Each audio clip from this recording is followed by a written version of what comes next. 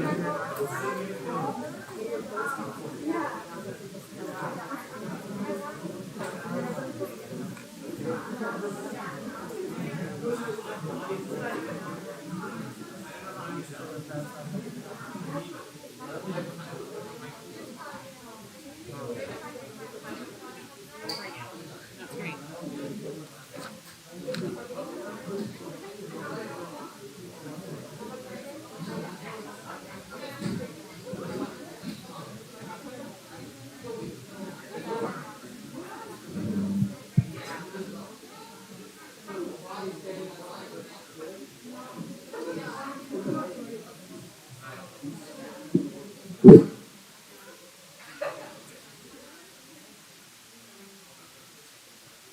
afternoon, everyone.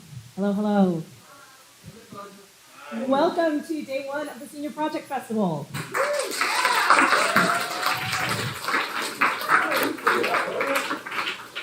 For those who don't know me, I'm Annie Palladino. I'm one of the Senior Project Coordinators, along with Robin Jacobs. Yes.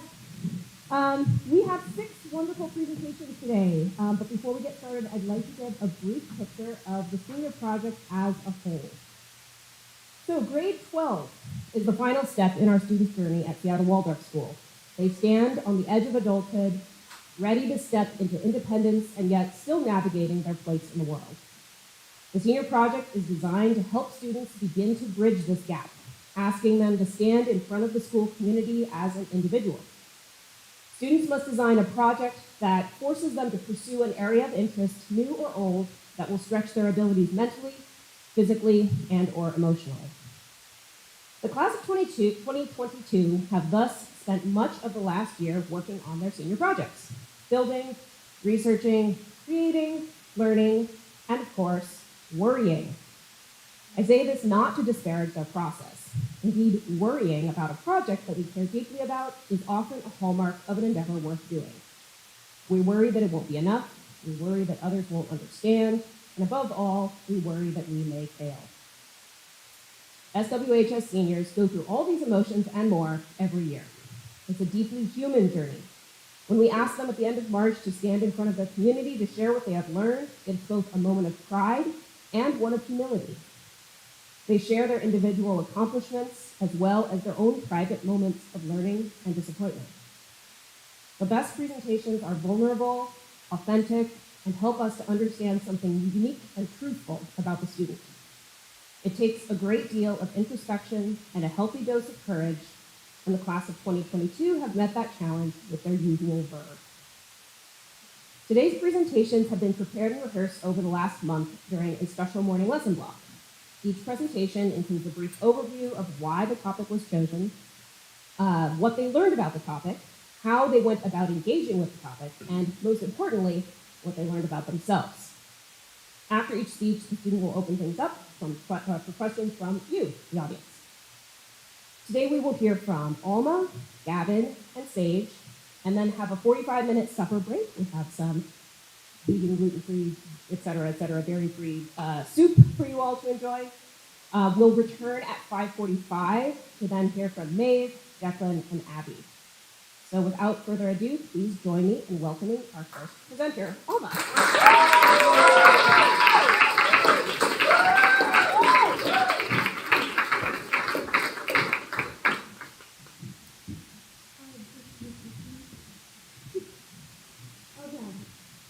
Hi everyone. For those of you who don't know me, my name is Alma Wigzell, and I've been doing Seattle Waldorf for the full 4 years now, so this is my last year. And my project is called Virtual Academics versus Interpersonal Academics. For my project, I created a survey based on people's learning abilities during the pandemic, the 2020 pandemic. Back started, I think, April of 2 years ago when everybody was learning school online, and there were some struggles there. I know there were some for me. So I'm going to tell you all how I decided to do this project, and I'm going to give a little bit of a backstory. So, about last year, close to this time, in my junior year, I was getting ready to go on a road trip for midwinter break. I really struggled last year with turning in my homework assignments on time. There was something about attending school through Zoom and trying to learn in my bedroom which didn't inspire me. Teachers understood this theory. They were often very lenient with deadlines and didn't pile on anything too dense. And although homework assignments weren't very easy to do and would take me at times only 5 minutes to do, I just wouldn't do them. It was very painful for me to even think about school because I felt that I had been promised a return to in-person school so many times, but the promises made were never upheld. I began to feel very uninspired, as though school was very pointless. In fact, at times my brain went to, why do I try anyways? The world is ending. I should just do the things I enjoy doing instead. So as we prepared to leave on our trip that day, I realized that there was a test for my main lesson class on a book that I didn't really read. And in lieu of not understanding the material that I was going to be tested on, I simply decided just not to do it. It was pretty common for me in this time to turn things in late, and on occasion very rarely miss a minor assignment. But skipping a test, which was a good 50% of my grade, was very out of character for me. Regardless, I went on my trip and had a good time without a single care in the world. Now, when I came back was when the trouble began. Generally, throughout high school, I had pretty good grades, mostly A's and B's. So you can imagine the surprise on my face and my mom's face when my teacher emailed them to tell them that I was getting a D-, which is very close to failing. But to make a long story short, I was able to salvage my grade by doing a lot of work in one very short afternoon. I didn't think very much of this at the time. Mostly I was just really happy that I was able to get by. Flash forward to September of this year, my senior year, Ms. Palladino and Ms. Jacobs were trying to get us started on our senior project ideas. So it was time to start thinking very seriously about what I wanted to do for my project. And as the first few months of senior year began, I started to realize how much easier it was for me to learn now that I was back in person. And when my midterm grades came in, I noticed a big improvement. I felt that there was a huge difference in how I felt, my attitude towards learning, but most importantly, my motivation to learn and care about my future. Throughout the quarantine and after, I spoke with some friends who told me that learning online was really difficult for them and had completely ruined their schoolwork. And then I also talked to other people who said that it was easier, and because of that, their grades got better. This was really intriguing to me. At this time, around fall, our class had been also preparing to submit our college applications. And I really struggled with finding a topic to write my college essay on. So I began to write freely, and I found that naturally, I was really interested in this idea that the quality of life was so much better in person rather than online. I began to realize that these 2 years away from regular life had really molded who I am and how I thought of things. I was mostly so grateful that I could be back at school. I realized how important social interaction was to me, and how without it, life felt very pointless. And I easily became unmotivated. And to top it all off, the circumstances that the world was in at this time made it even harder to care. I felt I was bound to a future locked away in my room on my computer. I knew that I wanted to make my senior project and my college essay related to what I had planned to study in college. And part of my goal was to find out if psychology was a career that I was truly interested in pursuing. Anyways, the point is, my college essay ended up being a plan to do this project, and my college essay and this project, the two went hand in hand. So I then had an idea and a plan on what my senior project was going to be. I would create a survey on Excel based on people's experience. I was curious to see if people had the same experience as me. I would attempt to tackle exactly what caused it. And after people took my survey, I would learn about statistics based on my answers. My main hypothesis and expectation was that people lost motivation during the quarantine and their grades had deteriorated. I was very happy about this plan. So, my first step was finding a mentor. Ms. Palladino introduced me to her brother-in-law, Adam, who has a PhD in human services psychology and owns a private practice in Seattle. And after I met him through the phone, I explained my goals and he gave me some ideas of what direction to take my project in. He gave me a chapter to read on how to create a survey. Over the next few weeks, I had read a few pages into the chapter, but was still having a hard time getting started. I also struggled with good times to meet my mentor because of my busy schedule. So I would say I ended up seeking help from different teachers at my school and collectively was mentored by different people. One Tuesday night, I came home from my part-time job around 9 at night, and I went for it. I decided to just ditch the reading and pour out all of my questions. From the start, I knew that I wanted to have anonymity when it came to my surveys for the most honest results, as well as have some questions revolving around people's grades during and after the quarantine.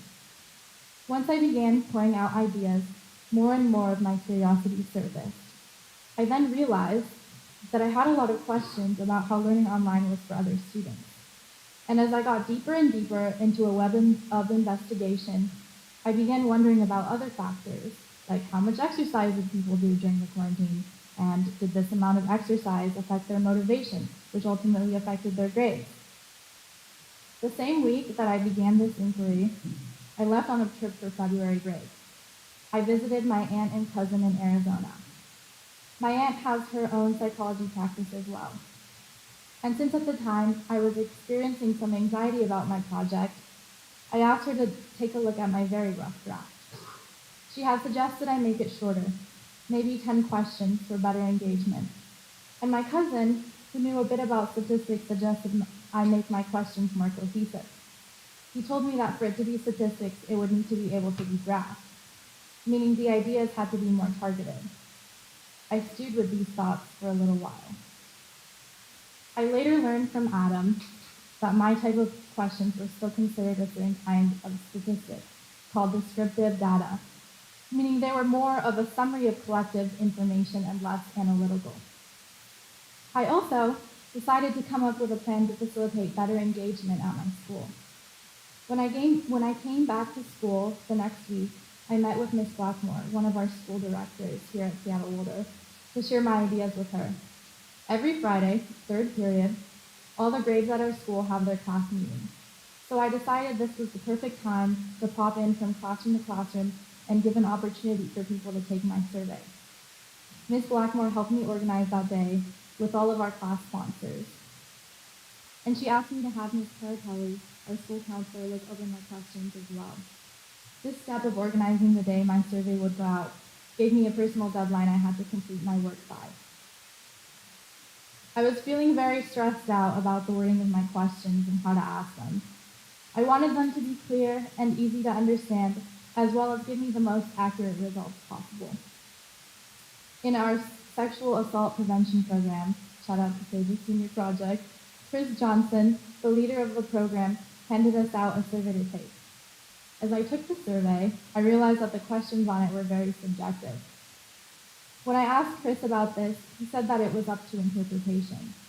I realized that I had had a preconceived notion that leaving questions up to interpretation was forbidden. So this experience kind of gave me some peace.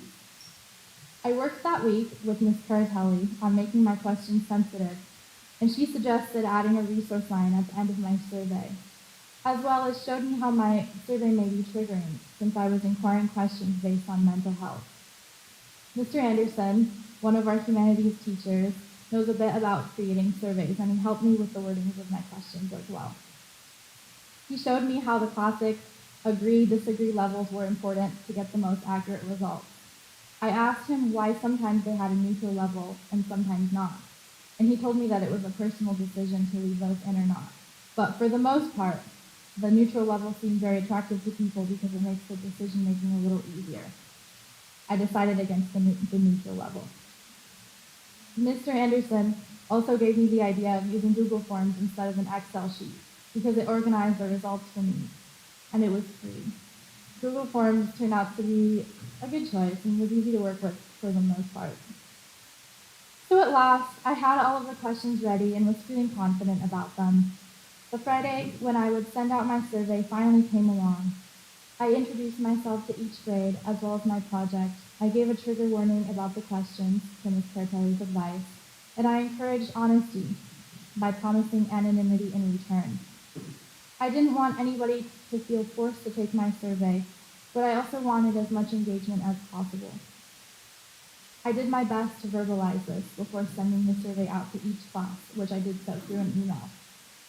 And I got 59 responses out of 74 students, so I would say the engagement level was pretty good. Okay, so I'm going to show you the picture. So this is my survey. This is my survey from the point of view of somebody taking it. So as you can see, maybe you'll see eventually, I've asked a lot of questions. I asked 19 questions. I asked people's birthday, their gender, their grades, motivation levels, whether they felt they were introverted, extroverted, or ambiverted. I also asked if people considered themselves to be socially dependent or easily distracted by their peers in class. When I was getting close to sending out my survey, I realized that I wanted to ask a question about anxiety levels during the pandemic. So I used you might see it in there, but I used the GAD-7, Generalized Anxiety Disorder, in my survey, which I found on the internet. And to be honest, I'm still in the process of understanding this. I just kind of threw it out there and see what happens.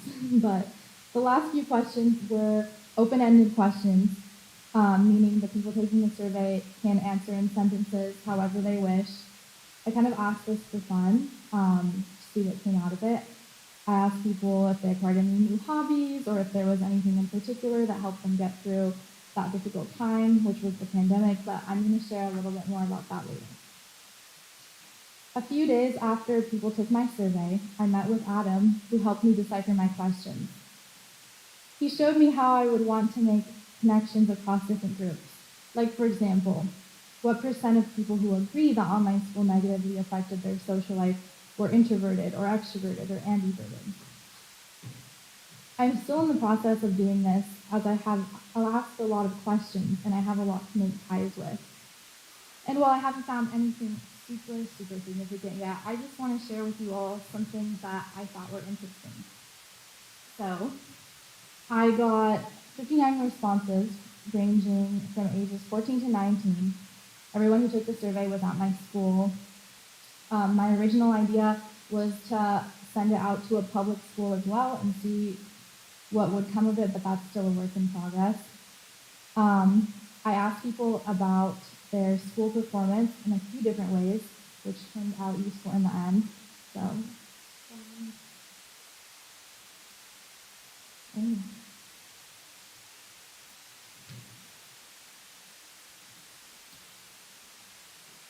okay. Sorry, just making sure that's the right one. Okay, yeah. So I asked people their grades on a scale of failing C- to B, B- to A, and straight A's. We have good students in this school. So most people were in that red and blue, B- to A. So pretty good here. And then comparatively, other way. Okay. And this is now, so yeah, not too much difference, as you can see. Still mostly red and blue, which is those top two. So we have some pretty good students. You guys, good job. I think only 6.2% of students who are getting straight A's now who didn't in the past, and 7% of students who are getting C- to B have improved. So, little sliver. Good job to y'all, and with you as well. So, the one with Christine, isn't it? Okay, there we go. So, I also asked people how timely they were at turning assignments in. I asked this because this was something I personally struggled with, as I mentioned in the past. And in the time of quarantine, teachers tended to be much more lenient with this rule of turning in homework on time. I talked with a few teachers who expressed that their methods of grading had changed during the quarantine and how grading was based more on completion rather than quality. So I figured that maybe while students got good grades, they might not have been putting in as much energy into their education as before. But as you can see, most people were pretty good about it as well. So we improved by a little, improved by a lot at the bottom. But I didn't ask this for now. So that was a little bit of a mistake, but moving on. We're not going to get to this one yet, but let's see. This made me realize something about myself, that I was in that group of people that felt that their schoolwork got worse, but my actual grades hadn't gone down that much. This makes me curious what made us feel this way. Going into this project, I wasn't completely sure what questions I was looking to be answered, which is kind of the backwards way of doing things. I did things based off of a feeling of what made sense to me. Mr. Rue, my math teacher, helped me realize that my hypothesis was based on the assumption that people's schoolwork deteriorated during the quarantine. And since apparently we have a lot of good students here at Waldorf, we were faced with what's called the ceiling effect. Adam had explained to me previously what the ceiling effect was. It means when you are comparing two situations, potentially before and after, but the one before is already pretty high, it doesn't have very much to get to. This happened because people already had pretty good grades, so there wasn't very much to be improved.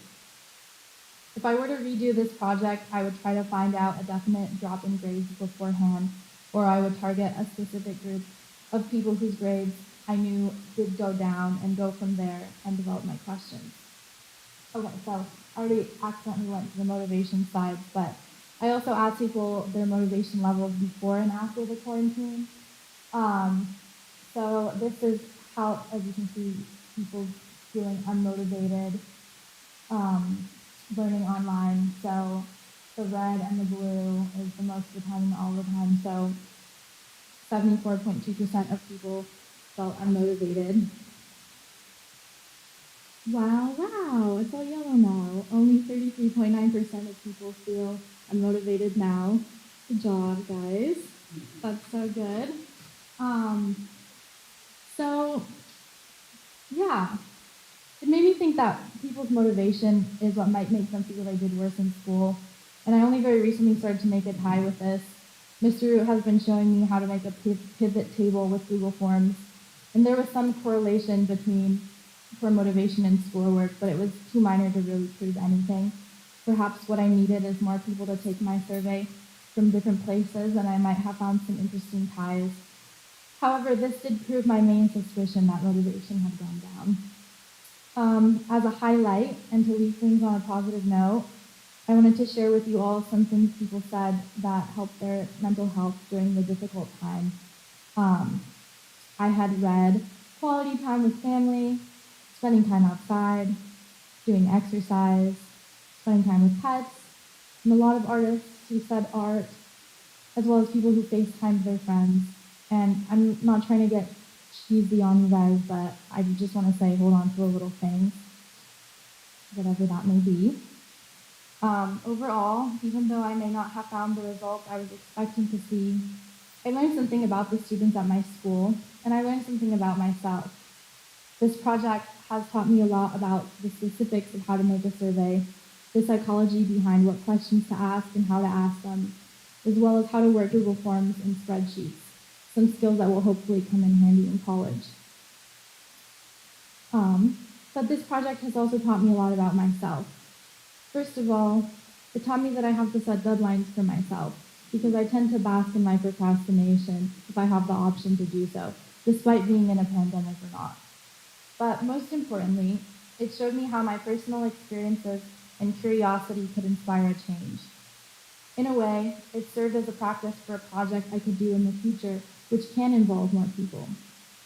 After people took my survey, I realized that one of my ultimate goals with this would be to find out what exactly kills motivation in teens, making it hard for them to learn. Is it our phone use? Maybe our diet? Who knows? But the idea is that if I could figure that out and understand the root cause, that I could come up with a solution to that cause.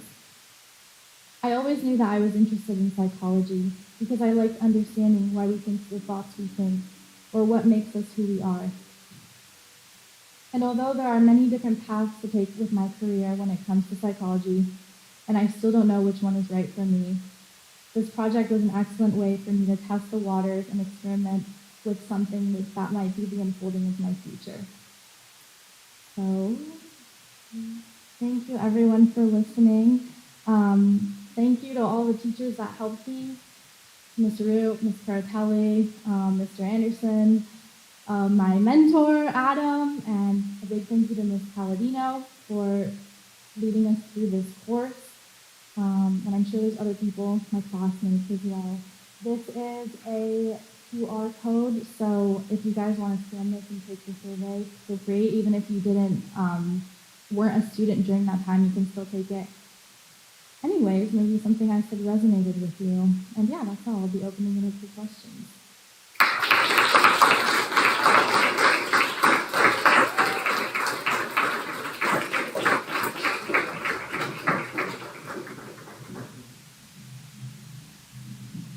No questions? Okay, Gavin.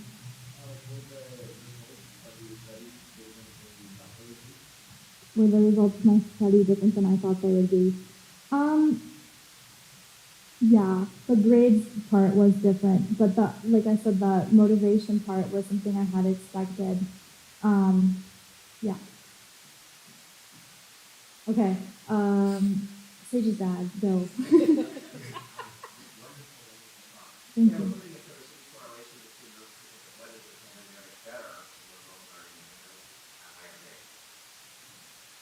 Do you mean like motivation levels? Yeah, motivation levels. Right. So, Mr. Rue was helping me make a pivot table on Google Forms, which shows you like what people said that were unmotivated, who are those like 6-7% of people who I said grades were worse or whatever. But we found like a few people, but it wasn't like anything too significant. I don't have the number for you though. I'm sorry. Yeah. Yes, you. So you were saying that during the quarantine, out of the quarantine, grades at our school were not that drastically different. But you were saying people's motivation were drastically decreased during the quarantine. Were you at all concerned or like fazed by the fact that people having lower motivation did not affect them getting the same grade? Yeah, I think I mentioned that too. Do you mean like because people had bad motivation, they got worse grades? Is that what you're I saying? mean, like, people had lower motivation but had the same grades. Do you think that maybe, like, motivation does not actually have to do with the grades, or there's some sort of flaw maybe in the school system keeping the correlation from motivation to grades? Yeah, I would definitely agree with that. I think that just because you might be getting terrible grades doesn't mean you're an unmotivated person. You could be working really hard and something else in school just isn't important to you. So that's my opinion. Anything else? Ms. Stevens?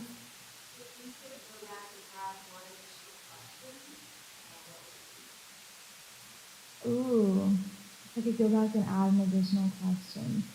Well, like I said before, I wish that I had also asked about people turning in their assignments on time now. And I think there was another question that I had that was similar to that.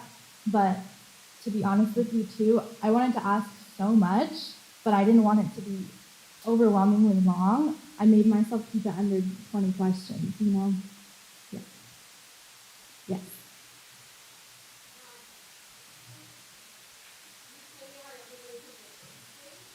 Yeah.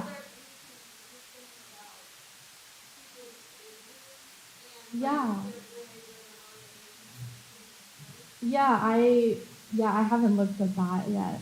Yeah. Go with Chi first.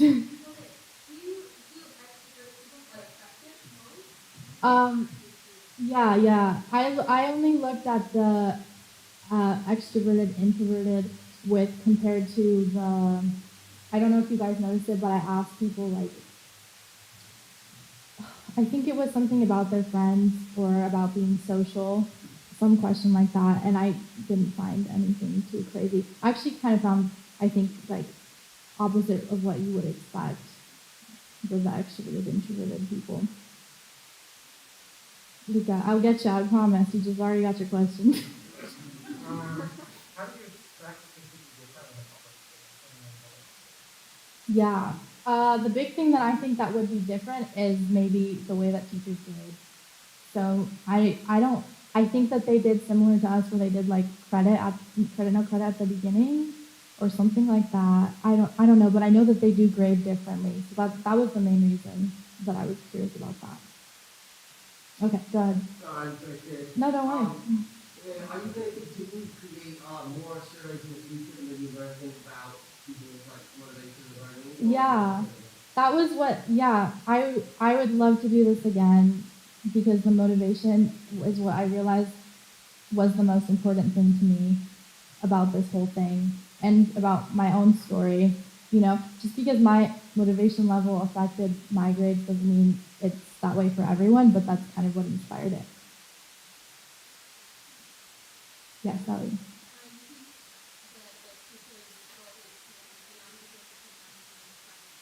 I do. Yeah. Yeah, I do. Like I said, I talked to a few teachers who said that it was based more on completion rather than quality, which basically means might have been a little bit easier to get a better grade. And I know that a lot of people felt that way. They were like, oh, like it was so easy to get good grades, so I just took it as an opportunity to make my grades better. And I was like, wow, I mean that checks out, but like not my experience. But yeah, does that answer your question? Okay. Anything else? Okay, thank you.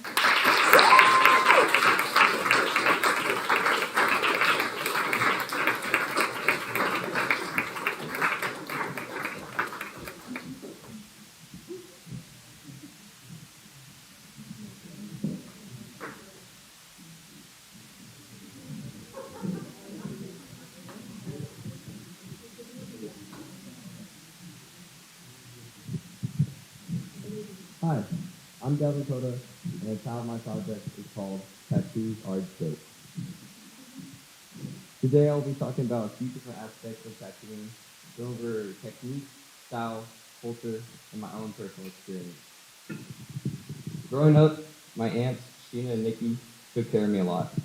And when I was younger, they both were mostly covered in tattoos. It's awful saying.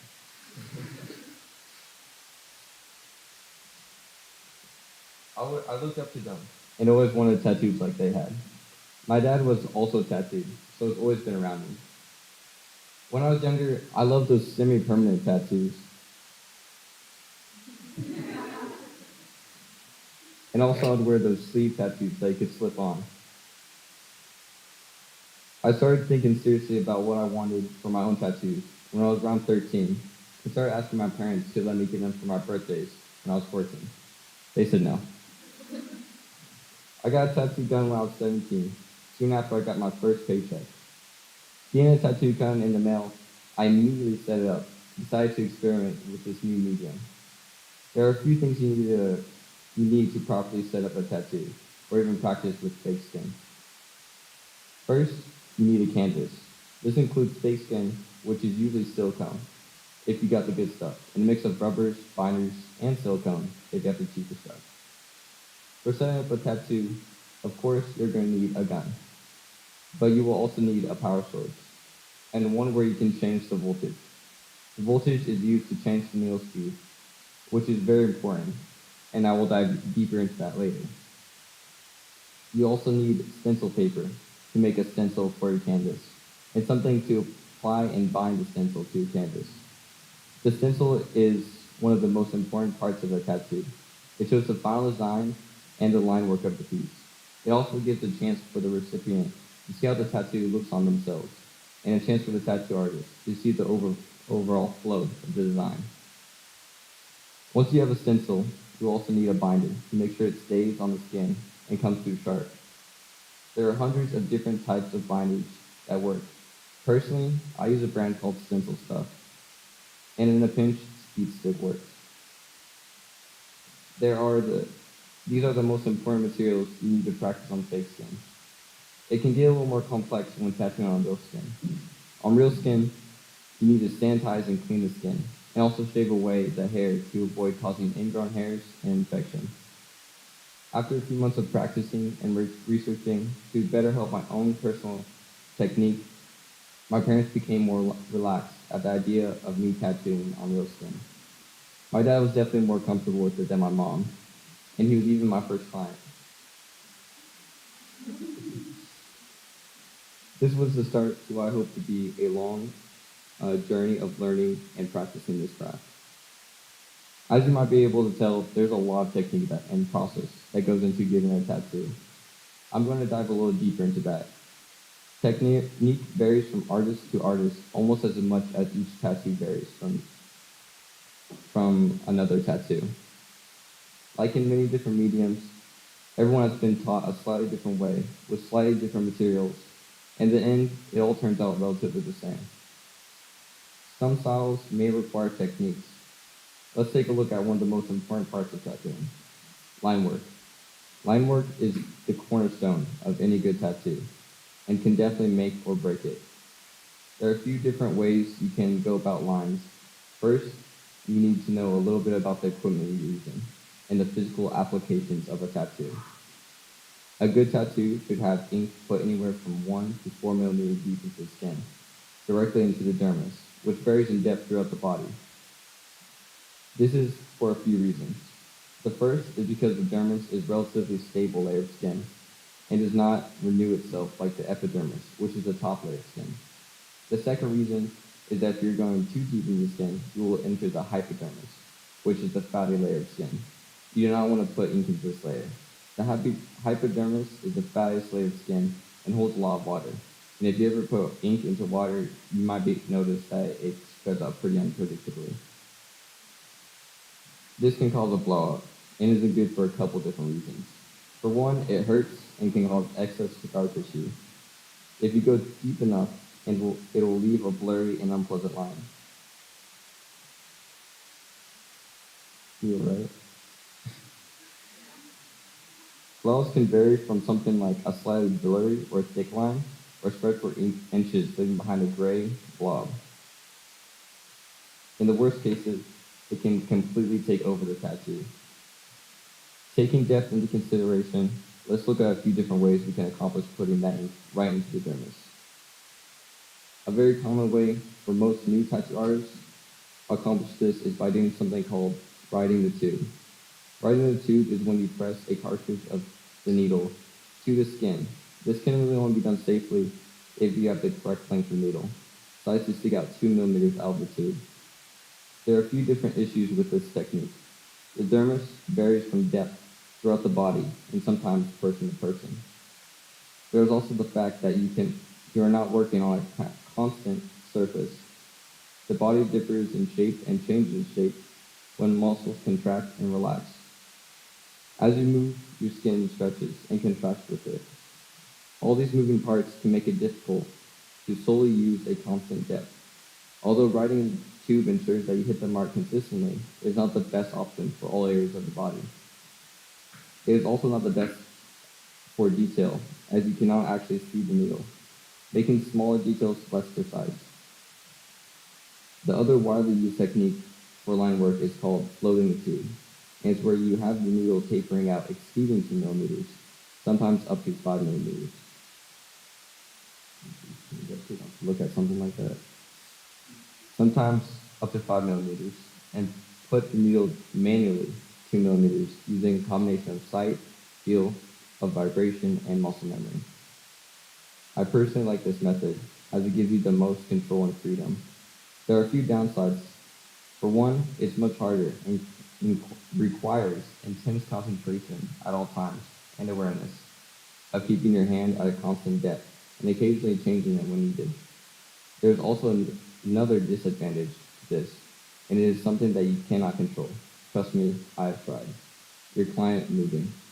Sometimes it's the needle hitting a nerve causing a twitch, sometimes it's a cough, sometimes they just move. And if you're not ready to move that needle out of the way, it can result in a couple of extra lines or a painful blowout. Both of these techniques have advantages and disadvantages, so a lot of artists use both. I usually only use the floating the tube technique to gain experience with it, and because I like as much control as possible. The depth of the needle isn't the only factor that plays a part in pulling a line. The other half of making a proper line is hand speed and voltage. Hand speed, as you might guess, is how fast you move your hand, but voltage relates to the speed of needles. Both of these play a part when tattooing different types of a line and style. You may need different mixes of hand speed and voltage. For example, if I want to make a very bold and saturated line, I would use a mix of higher voltage and slower hand speed. I would like to note that if your voltage is too high or if your hand speed is too slow, you can easily scar and cut the skin. So it's important to have the correct balance to avoid this. Another example is if I wanted a less saturated line, I would quickly move my hand. And if I wanted to create a dotted line or make dots, I would drastically drop the voltage and move my hand very quickly. Correctly using hand speed and voltage does take some time to get used to, but it's definitely a lot easier than controlling needle depth. A key aspect of properly using hand speed is finding where you're most comfortable, which takes time and experimentation to figure out what you need to do for what. Now let's take another look at 3 techniques used in tattooing: shading, gray work, and color. Shading is probably the most common technique used throughout countless mediums, and is a huge part in tattooing. If line work is the base, then shading is the ground floor. For shading, there are 2 different types of shaders. Shaders are a different type of configuration of needles, by the way. Anyway, the 2 different types of shaders you can get. One is called a round shader, which is just a round configuration of needles, and the other is called a mag shader, which is a kind of paintbrush shape of needles. Each has its different attributes that makes them better or worse in different situations and are applied differently. Round shaders are used mainly for shading smaller things, and mag shaders are used for larger things. Both come in a variety of sizes. Shading is a lot less complex than line work, and needle depth plays a smaller role. Something that plays a much larger role is shading. This is voltage and hand speed. It's a lot easier to damage the skin since there are many more needles in a shader than a liner, and because shading usually requires more passes to create a fully saturated look. The basic rule for shading in tattooing is the faster you move your hand, the less ink gets into the skin, and will turn out. And the faster you move your hand, the lighter it will turn out. If you want to create the effect of softer shading, you will need to use something called gray work. Gray work is basically diluting your ink with filtered water to make it lighter. And if you want extremely soft shading, then dropping your voltage will also help. Those are the basics of shading.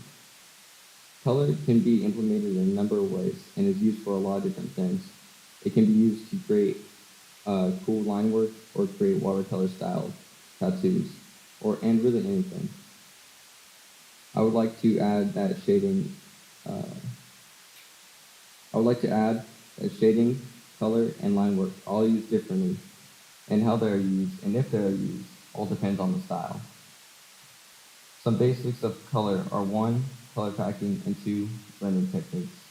Color packing is basically attempted to create a saturated look of color as possible on the skin, or packing in the ink without over damaging the skin. Blending technique is basically just layering over a darker shade over a lighter shade.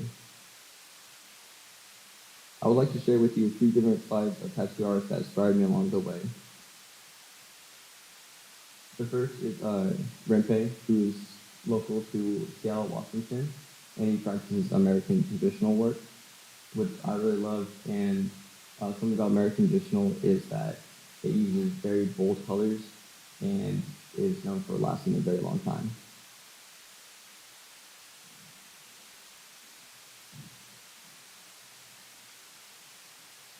The next artist is Uzi from Seoul, Korea.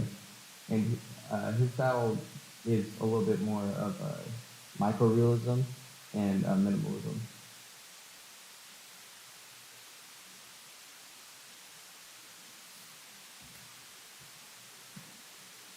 After looking at these two slides, I would like to talk about tattoo culture. And with every culture, there's a history. Tattoos have been around for a very long time.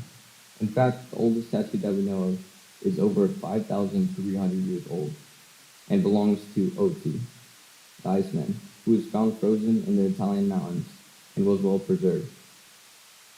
Tattooing is one of the oldest art forms and has been used in a variety of ways, being used as ways to identify royalty or criminal social status or badges of honor. Tattoos have been around and have all been used for different reasons by different cultures. One of the more famous styles today is Japanese traditional.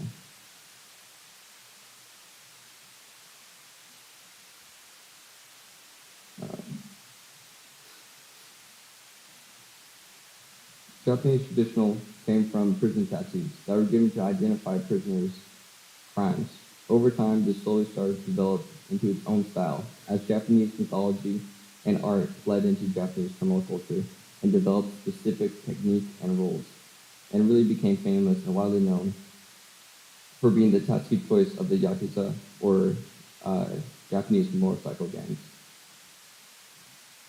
Today, tattoos are still looked down upon in Japan, but are slowly becoming more popular with the younger generation. American traditional has a similar story, developing in prisons around the U.S. and was first adopted by sailors. Now there are hundreds of different styles and reasons for them. Some are to individualize themselves or relate themselves to a specific group. And on the more extreme side, there are full body suits, like the Yakuza or full body blackout or full body storyboard. This is one of my personal favorites. It is a mostly blackout tattoo, and I believe how the artist did this was by actually almost completely blackening it out and then going over and diluting ink with a special solution and then coming in with color and silver.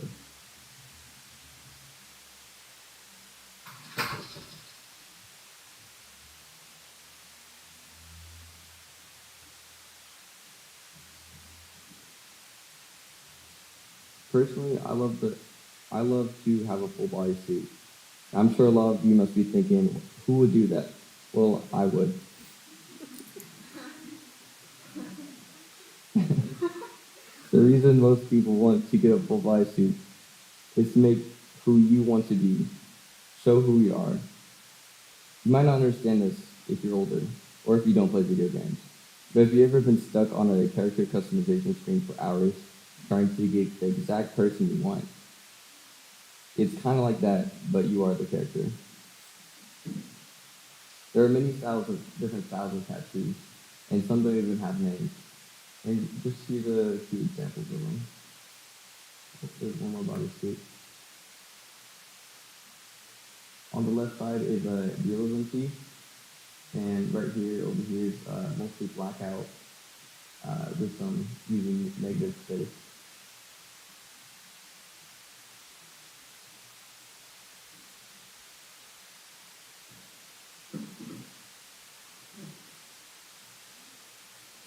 Tattooing is something that brings me a great amount of joy, and I hope to pursue it as a career.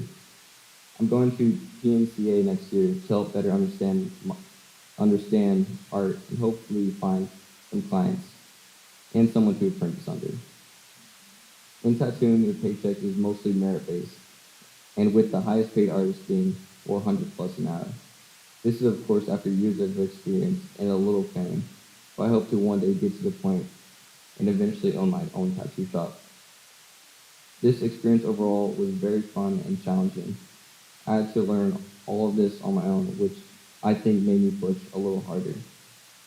I became a better artist, and I feel like I've learned valuable skills that I can use to help start my career. Here are some tattoos that I did over this year. This one right over here I did on my dad, and it was the second one that I gave him. And this is a friend from work. This one's for my boy Ocean. And this is the taco skin I use the tacos on. Those ones are mine. Those were some of my more earlier tattoos. As you can see, kind of gets a little sketchy around here. And this is line work for a piece. I separated the tattoo into 2 different sessions. This took me about 5 or 6 hours to do just the line work, because in probably about 2 hours of that was setting up the stencil itself, and then also making small corrections with a watercolor-based pencil. This is the finished project. The thing that took the longest on this was actually just this blacked out line right here, because you have to pack in so much ink. I would like to thank my teachers for supporting me, Ms. Palladino for helping me along this way, Ms. Pfeiffer and Ms. Jacobs for helping me develop my art skills.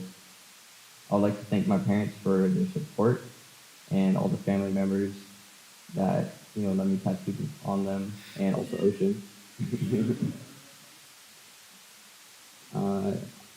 I think yeah, that's it.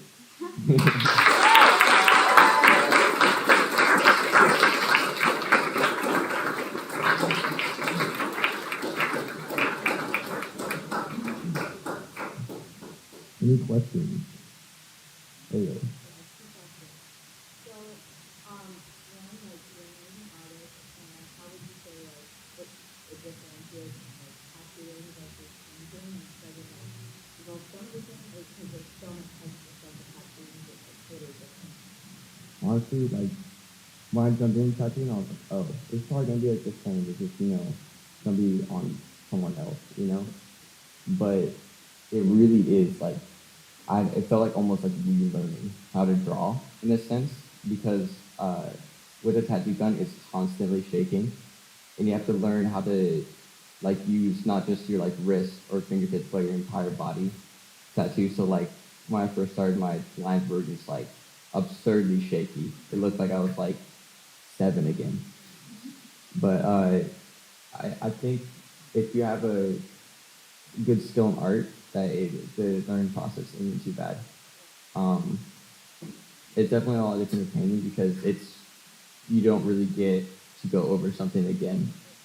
Even if it's you just go straight black over something, usually the undercolors of that thing will shine through to you.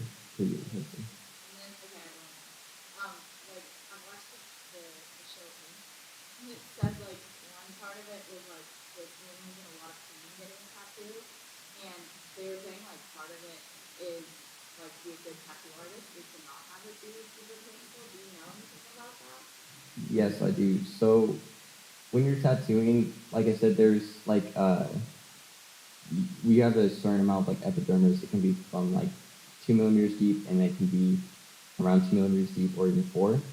The deeper you go in the skin, the closer it kind of gets to the nerves, and so it can be more painful. And also, just like when you're working with a client, just checking up on someone is usually very helpful, because if you go over something, that will start to get a lot more tender. And there's different like techniques you can apply to it, like just like one thing is like if you're tattooing for a long time and you leave it and come back, it'll hurt a lot more. So there's little things like that that can help make a tattoo less painful. And also there's also numbing creams which you can get for tattooing. Luca.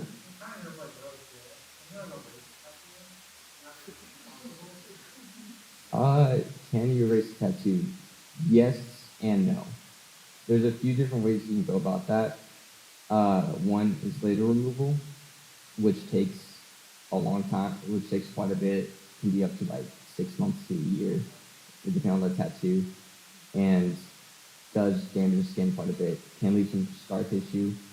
Another way is using this anti-ink solution that breaks up ink, and then kind of going over tattooing with that can work. Something that As a little extreme is also like a full blackout, which I think are pretty cool. Is where it just basically just like, you just black out an entire piece, everybody, so like a whole suit or something. Mr. No.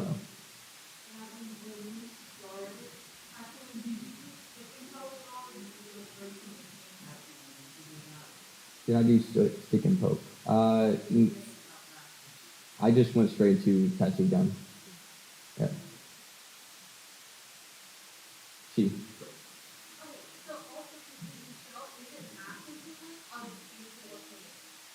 So this one was taken immediately after. Some of the other ones, like the one with the eye and like the hand, that was after it was healed. And also the bunny tattoo that I did for my dad was also after healed. I usually try to catch them, take a picture, like right after, but sometimes I just forget. Alma.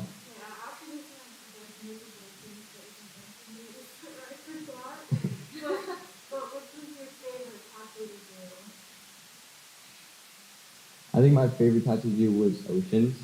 So I think I really liked the design a lot, and it was just like, turned out like a super sick tattoo, and I like that kind of tribal look of it. Oscar. I've heard stories of people saying if you get like red ink on a tattoo, like even with like the process of like lasers that can pop over and leave, is that true or is that something like I don't really know about that. I do know that like the brand of ink can affect like how long it lasts or like how saturated it is. I'm not sure about that one. Peter. you have any tattoos? I do. I have 5 tattoos that I did on myself. I have a kind of skeleton butterfly and like a skull and some other stuff on my leg. Ryan. What is the process of filming? What's the process?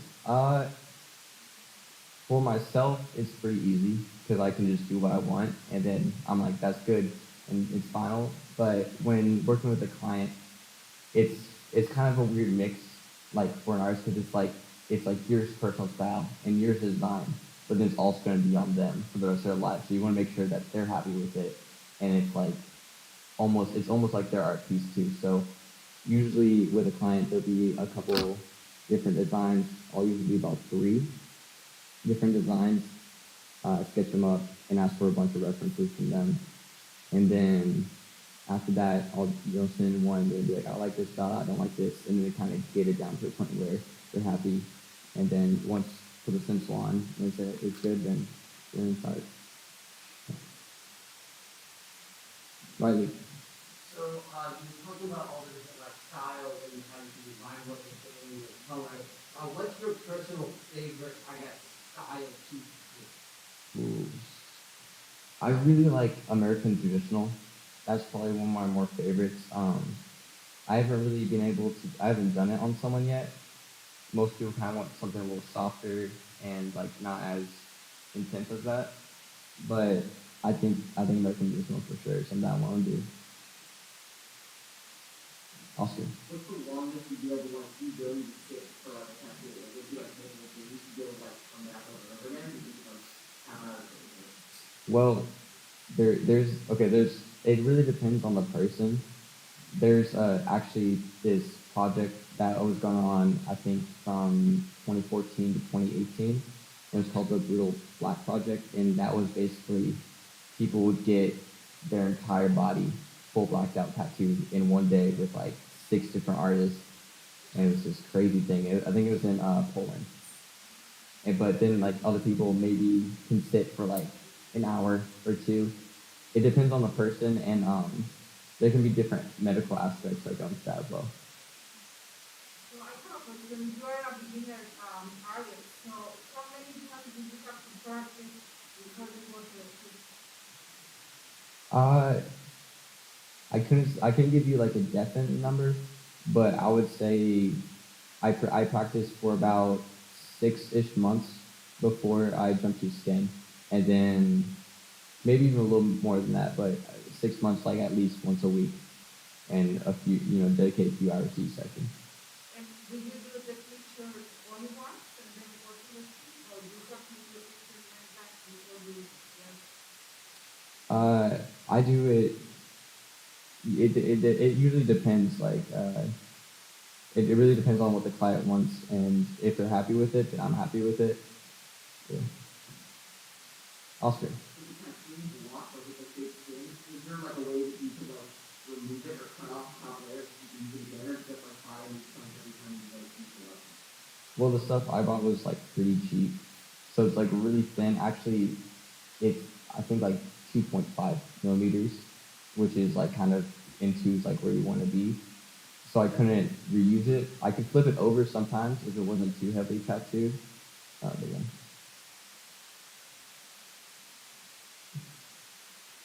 Awesome. Thank you.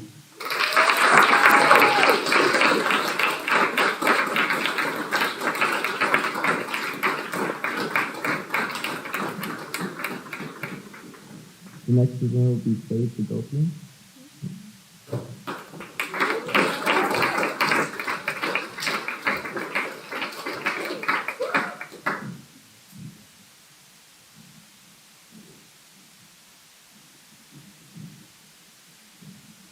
Hi, my name is Hagopian. As most of you already know, I'm a senior at Seattle Waldorf with a passion for changing the world around me. I've always had a love for learning and am a student of calculus and language, spirituality and social studies, nature and science, and so much more. I have found the pursuit of knowledge has always been a fulfilling passion for me. I'm going to take a moment right now to preface my presentation with a warning that I'm going to be talking about sexual violence. If you are uncomfortable being present for this conversation, you are free to leave at this point or at any other during the presentation. I promise I will not take it personally, and I applaud you for taking care of yourself. With that being said, my senior project was creating a sexual assault prevention program. In choosing this project, I ended up changing my project twice, not because I was not interested in my first ideas, but because I had so many things I was interested in. This seems to be a classic Waldorf student conundrum, and it was with significant strain that I finally forced myself to pick just one thing I wanted to do. My first idea was related to Mr. Anderson's academic research class that I took, where I did independent research to learn in depth about nature's effect on human cognition. Simultaneously, throughout the first semester, I had been working independently of my school on forming an idea for a sexual assault prevention program that I wanted to create for Seattle Waldorf. Throughout high school, the sheer number of people I knew negatively affected by this made me feel strongly that it was something that needed to be addressed. Throughout my senior year, I have been striving to find my place in my community and the greater community of the world, and found that this project was a way to do that. As I discussed the topic with my friends, I found out they were just as shocked as I was at how much we didn't know when we were young. I feel strongly that my lack of knowledge has put me in bad situations in the past. But back to my project. I was waiting to begin creating the program until our school got a new counselor in the winter. Once I met Miss Kamerling, I soon began working with her on my idea. In our first meeting, we talked about the vision I had for the program and the areas of need that I saw in the school. It wasn't until the program was fully formed and had already begun to be set in motion that I realized I wanted to make it my senior project, and I asked Ms. Kamerling to be my mentor. The goal of this project is to implement a program that can create awareness and change the culture in our school surrounding sexual violence, and in doing so, positively affect the world and the community. The program is also meant to provide support and resources to victims or friends and family of victims in our community. The aspiration is that this program will be sustainable and last simply beyond this year, and new groups of upperclassmen can be trained in the future. I have always loved the tight-knit community of Waldorf School, and even more so in my later high school years, because it made me feel belonging as the world began to feel more daunting to me. However, I felt that my community lacked similar knowledge and self-reflection as the greater community of my city and country about how to address the presence and culture of sexual assault. I decided this was something I wanted to change. First in my community, then hopefully in the greater community wherever I end up. I learned in this project how to create and implement a program, and the steps in this were as follows. First, I had to realize something the community needed. This was realizing how education around sexual assault needs to be more complete in schools. When I first came to Miss Taratelli, all I knew was that I wanted to make a difference for the students who were just beginning their high school experience and teach younger students how to protect themselves and support others. Then I began to explore how I can address this need. My mentor and I discussed my idea for peer-to-peer education, and we decided we needed to research outside organizations that could help us. Here's a description of how I felt in one of my first few meetings.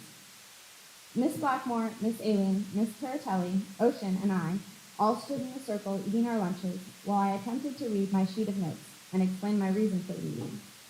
There was the distant chatter of students on their lunch break, and the wind blew rain into us. I watched the faces of each as we talked, sharing ideas and creating resources. After I told them my ideas, we talked about what was possible with the resources we had available, as well as the time we had available. As the meeting wore on, I grew increasingly aware that the end of lunch was approaching, but I still felt like I had a lot to say.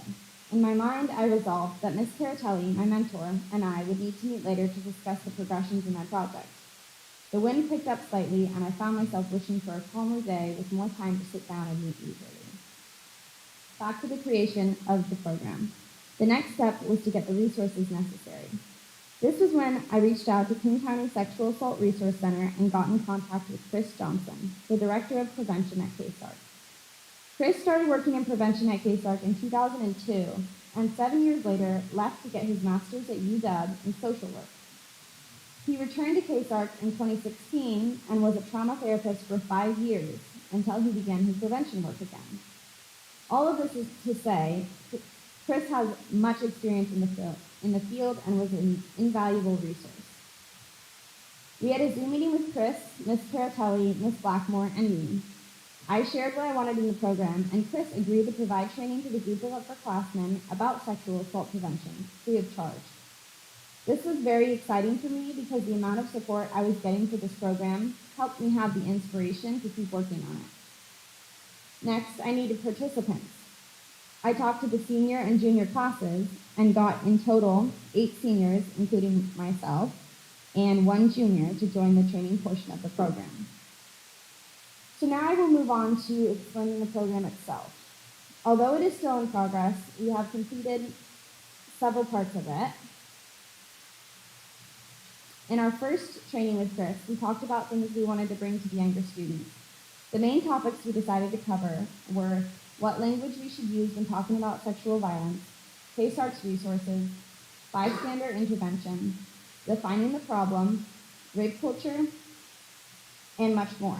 I learned in this course of the project different languages to use surrounding sexual violence. Sexual violence is an umbrella term for sexual assault, abuse, and harassment. While most people respond to this how we in the training responded, we were surprised that sexual harassment fell into the category of sexual violence. But Chris helped us understand this was a way that rape culture made sexual harassment seem less severe. In the first training, I felt like the group was unsure and a lot quieter than I anticipated. Chris and I had talked about a conversation-style training for the group, which seemed harder to achieve than I thought. But luckily, the second meeting, the group started to open up and we had more flowing conversations. The second training we had, Chris began to help us understand the scope of sexual violence and how it is classified. One of the most important aspects of this issue that Chris taught us was that sexual violence affects all genders. And we were all very surprised by the statistics behind sexual violence, especially in youth. We also had an educating conversation with Chris about rape culture and how it affects everyone in our community. We found that it has changed a lot in recent years due to the increased use of digital media during the pandemic. We learned that because of how language structures thought, dispelling rape culture and rape myths is a huge part of sexual violence prevention. We learned so much in this training, and I noticed us all talking a lot about it afterwards, processing and sharing what we had learned with some of our other friends who weren't in the program. I noticed that in humanities and life skills conversations, in other classes, as well as just in the community, a lot of us were using examples of what we had learned from Chris. To me, it just felt good to finally have the education to feel comfortable talking about something that I find to be a very important issue. Even though we still have a lot to learn, I feel that I at least need a basic level of understanding of the intricacies of complex societal problems to be able to speak on them, and this training has given me that and more. In our third training, Chris also brought his coworker Jessica, who is a legal advocate for survivors of sexual violence, who taught us about the definitions of sexual assault, harassment, and abuse in Washington state law. In our last two meetings, we will learn about bystander intervention as a way we can create change in our community, as well as how to support and report sexual violence. As we learned about and processed all of the information KSARC had for us, we also began to create a presentation and plan for how we would bring this to the younger grades. Here are some examples of the information that we will bring to the lower grades. This slide shows the justice gap surrounding sexual assault cases in the U.S. It shows that in every 100 rapes committed, 5 to 20 of these crimes are reported, and an even smaller 0.4 to 5.4 are prosecuted. And finally, only 0.2 to 2.8 result in incarceration. This statistic is both shocking and horrifying, and we had a lot of discussion in our third meeting about the improvement we thought the justice system needed surrounding sexual assault. This next slide shows the continuum of sexual harm to help create an idea of the scope of the issue. In this slide, it shows it as an iceberg of sexual violence, which goes all the way from extreme physical violence to jokes and harmful comments. This final example depicts some examples of how rape culture is present in our society.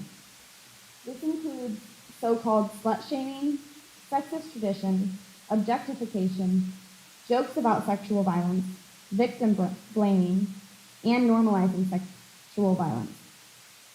This is one of the most important things to teach, as individuals can act to dispel rape culture in their own communities, and this prevents sexual violence.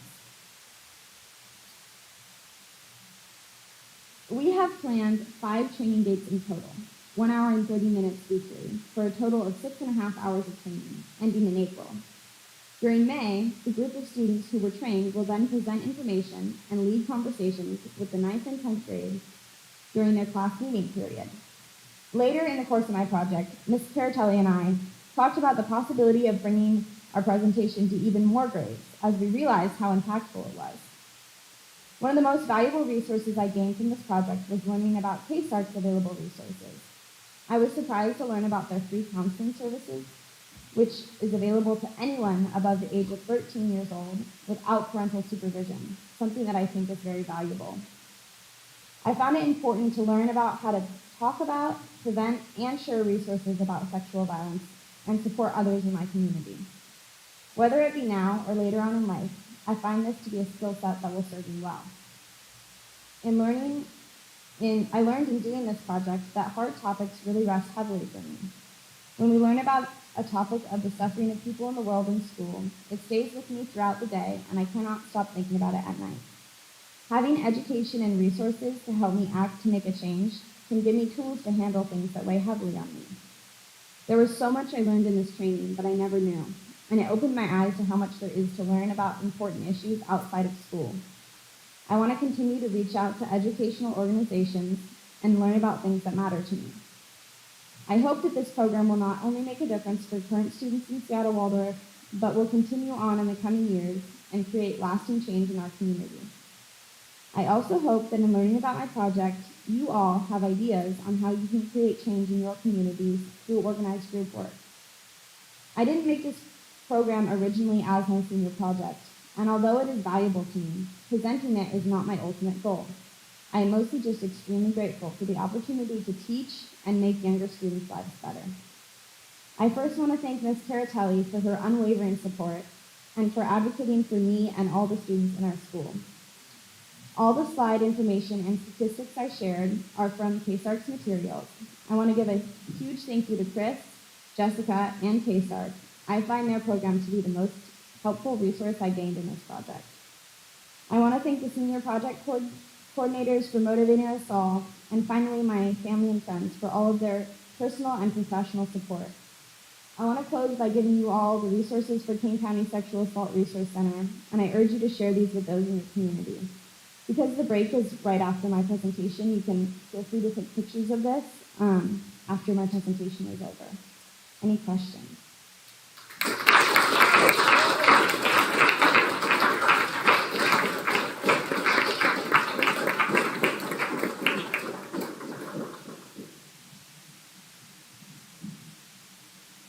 Is there any problem with parents of the ninth graders who are naturally being turned down and members of the parents of the lake are talking about Yeah, well, that's a big part of like the school's role in it. I talk a lot to Miss Blackmore and to Miss Caratelli, and she kind of works with the parents at making sure that they're comfortable with everything that we share with the students. So that's kind of, once I like fully complete the presentation for the younger students, that's when we bring it to parents to make sure that they're okay with it.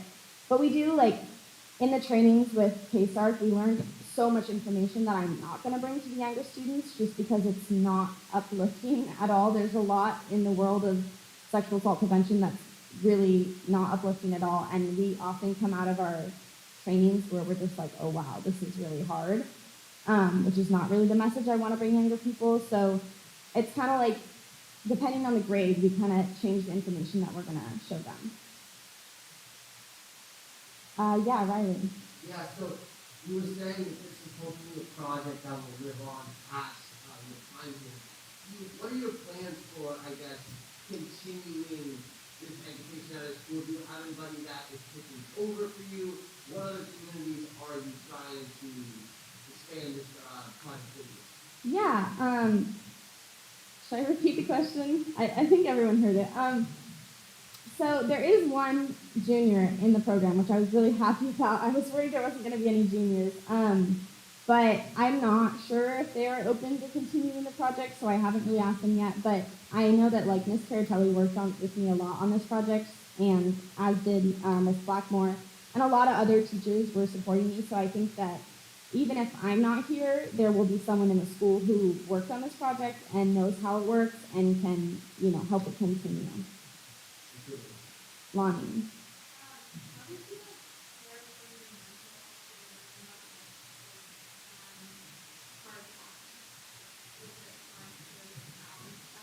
Yeah, that's a really good question. It's how did I care for my mental health while learning about these topics? I think I didn't really anticipate that I was going to need to, and then I kind of realized, like, oh, wow, this is really hard, kind of partway through it, and was like, kind of caught me by surprise. But part of it, I think, is just talking to, like, the people who are in the training with me, as well as just, like, my close support and my friends and stuff, because we were all kind of feeling the same way about learning about all of it, and ultimately I felt kind of uplifted by, creating change, but it is really hard to learn about, and it's definitely brings you down a little bit. Yeah, Luce. So is this for you to other people to come to the group? Because I think that when you are a teenager, sometimes even if you are doing in a situation where you do a project, it might be embarrassing for you to come over and you go and join the group. How do you manage to go with people and try to convince them to come to the group? Yeah. She asked about how it's hard to get people to join the group because even if they've had an experience like this, it can be embarrassing to be a part of the group, and it's just hard to get people to join in general, and how I did that. So, yeah, I talked to each class in their class meeting about it, and I also talked to people kind of individually that, like, either weren't at the class meeting or I didn't think or I thought might be interested, and it was ultimately other people's choice. I think that it makes sense to me. It's like, it was also a lot of time. We're doing like 6.5 hours of training, which is a lot, and especially the seniors have a really busy schedule this year. So I think that the good thing is that everyone is in class meeting, and that's just a period of time where we're all going to be there.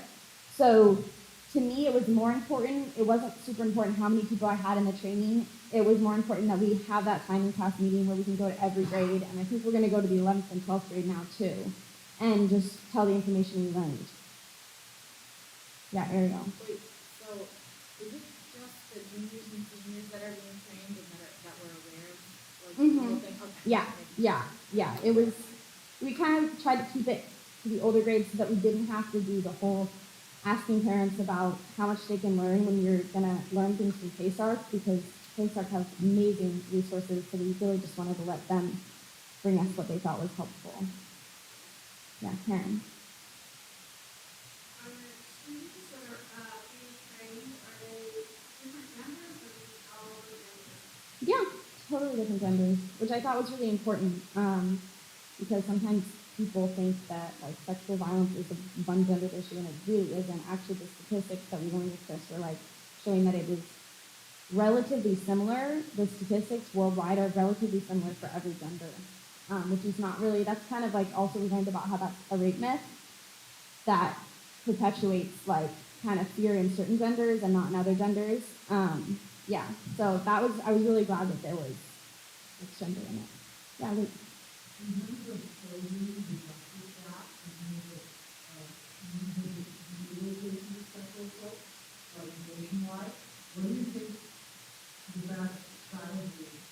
And if they find what is the best strategy to do that? Is it culture or is it law? Yeah, I actually think that it's more. I mean, it's both. Obviously, it's culture and law. There is a law, I think, in law that could be changed, and I will say that the laws vary a lot state to state. So we really only learned about Washington, and I don't think that. I mean, maybe it would be better if sexual violence was something that was addressed more federally, but it really isn't. So it's mostly state laws. Part of it is there's a huge like amount of time that is available for different parts of the criminal justice system to process a case. So for a victim or survivor of sexual violence, it takes like up to 5 years to get their case processed. And that means that it's like up to 5 years that their perpetrator is out in the world and maybe in their community and maybe knows where they are. And so that's part of it that I think is really, that's what I think needs to be addressed like first and foremost. And that's so that like that amount of time that is allowed to process a case is part of what I would say needs to be changed. But also like the resources available, there really aren't that many resources available. And like KSARC has a bunch of legal advocates that are, that are funded by just like nonprofit, and these are available for free to victims or survivors. But we were talking to Jessica, who's a legal advocate, and she was talking about how every year they keep getting more funding and hiring more legal advocates, and legal advocates have the same or more caseloads. She was having like a caseload of like 70 cases, which is insane. And so it's just like, I think there needs to be a lot more resources for it, so spreading awareness is a good way to start that. Yeah, Mr. Nono. I would like to do what you have done, doing your conversations with the great to come to the back of the community. Okay, yeah, I actually should write that down. Good, yeah, I will.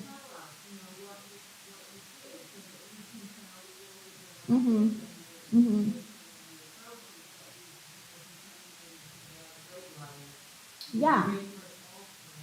Yeah, that's a great idea.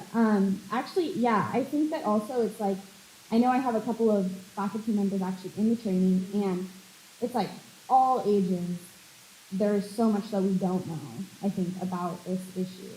And so it's really great to educate on all levels. Yeah. Was it important for you from the beginning that this be a peer-to-peer education program? And if so, like, why? Yes, it was. Because the idea kind of formed when I was on the class trip in the beginning of this year, and I was talking to my friends about it, and we were talking about how much we didn't know when we were young, and like what sex education did we have. And what we were kind of talking about was how a lot of the response with younger grades is just to blow it off.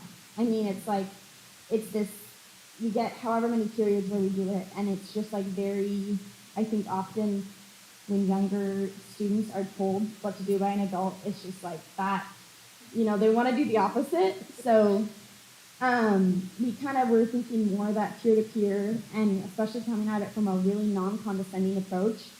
And we talked about that in our language use, can really help. So then I had that idea with Mr. Kelly, and then we talked to Chris, and he was telling us about studies that are being done now about how career education is really successful, and then not like just like further, I was like, okay, yeah, this is definitely the route we want to take. Yeah. Yeah.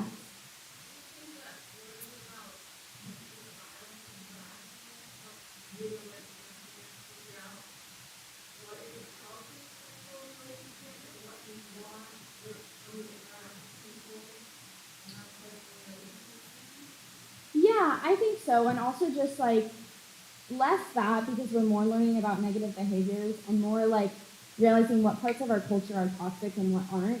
I mean, like Chris said something to me that was like, rape culture is the vapor that we all breathe, like all the time. You know, it's and everywhere in our community, and everyone is engaged in it and is being affected by it all the time. So, education just like can help you reframe your internalized rape culture and your internalized beliefs that just maybe you never even realized were there. Like that definitely happened for me. Okay, that's all. We have some soup in the commons, and it is break now. Thank you so much.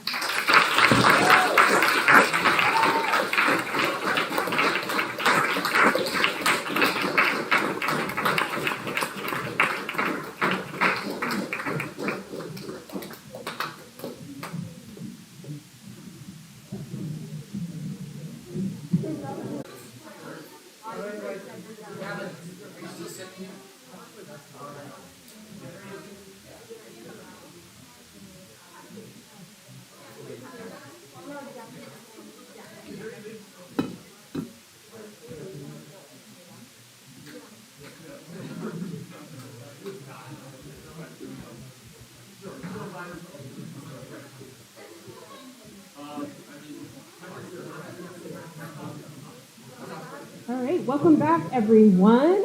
We're going to go ahead and get started with our last three speeches of the evening. So we're going to hear from Maeve, and then we're going to hear from Declan, and then last we will hear from Abi. So I will go ahead and welcome Maeve up to the stage.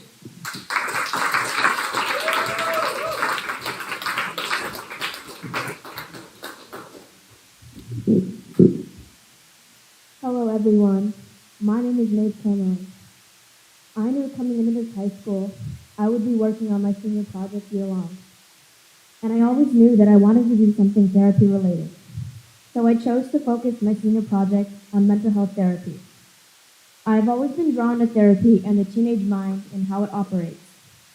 I have always been very aware of people's emotions through their face, and I wanted to dig more into their brain and how mental health can affect your body and the benefits of therapy.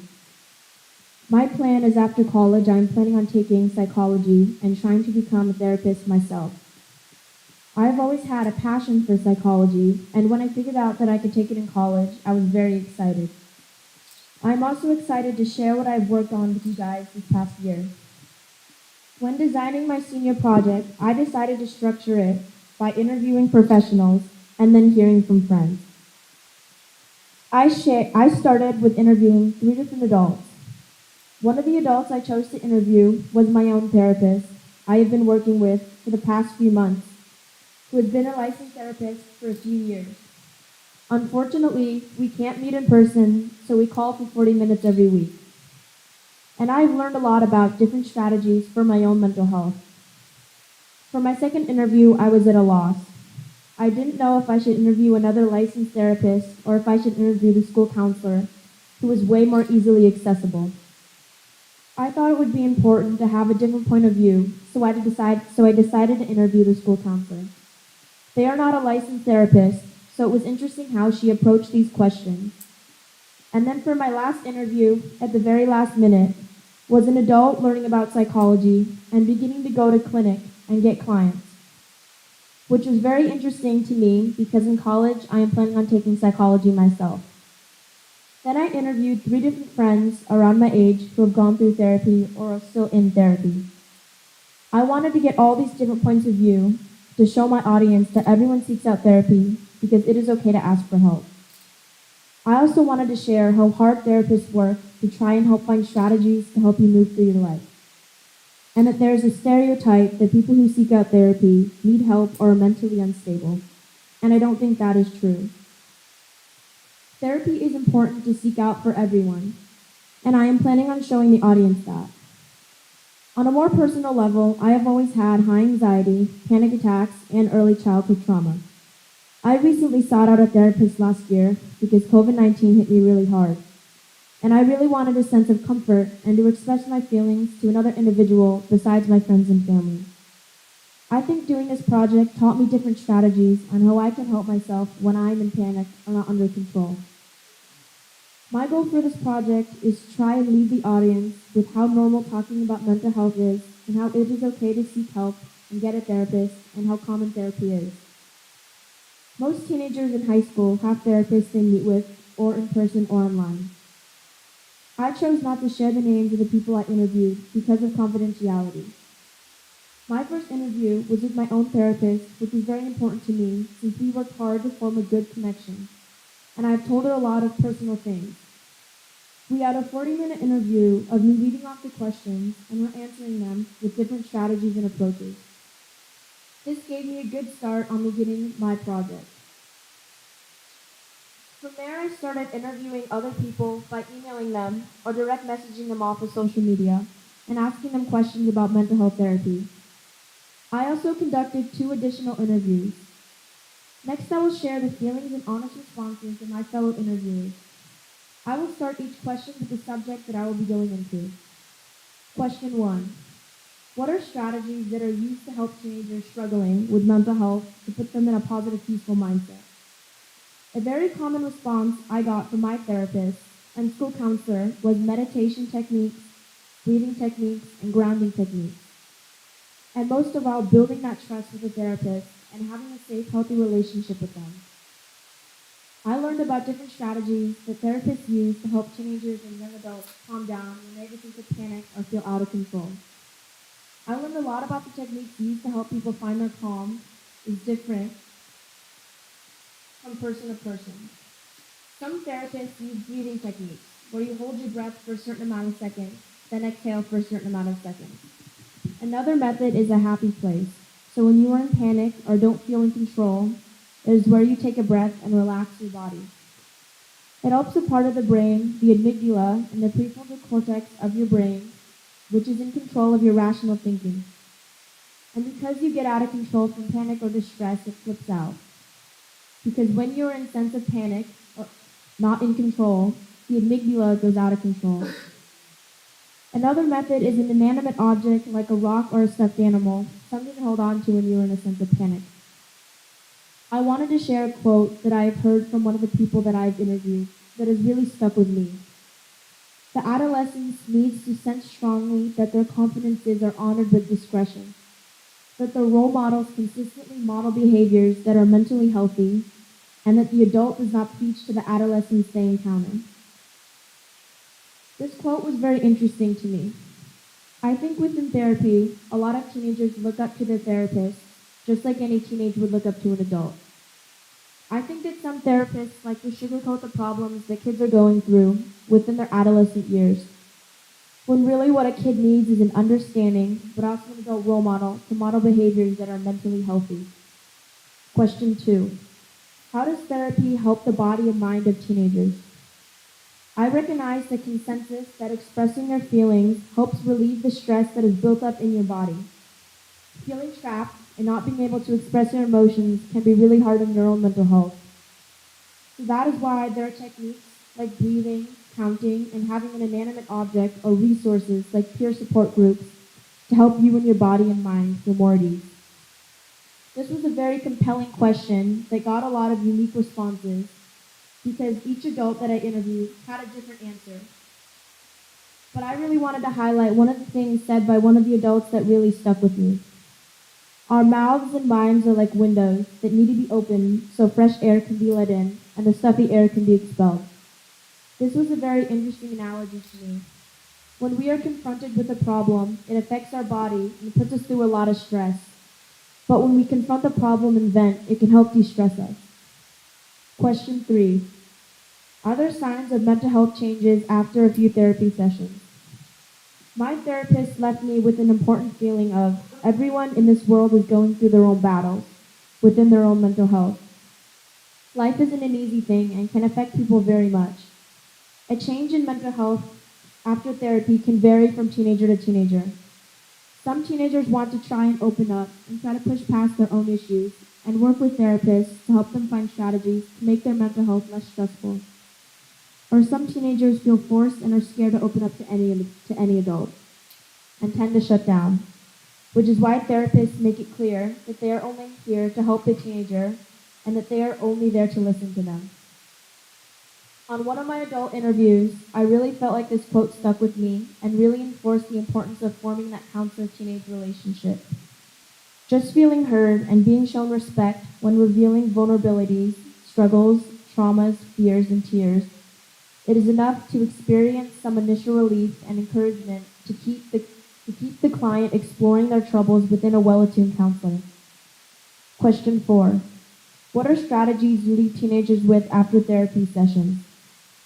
After your therapist thinks that you're ready to move on in your life, they do exercises with you talking about your journey with therapy.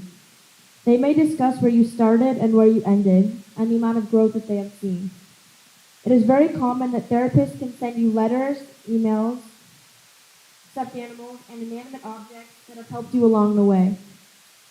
Like I mentioned before, therapy is something that everyone needs. You don't need to have a huge issue to be going through therapy.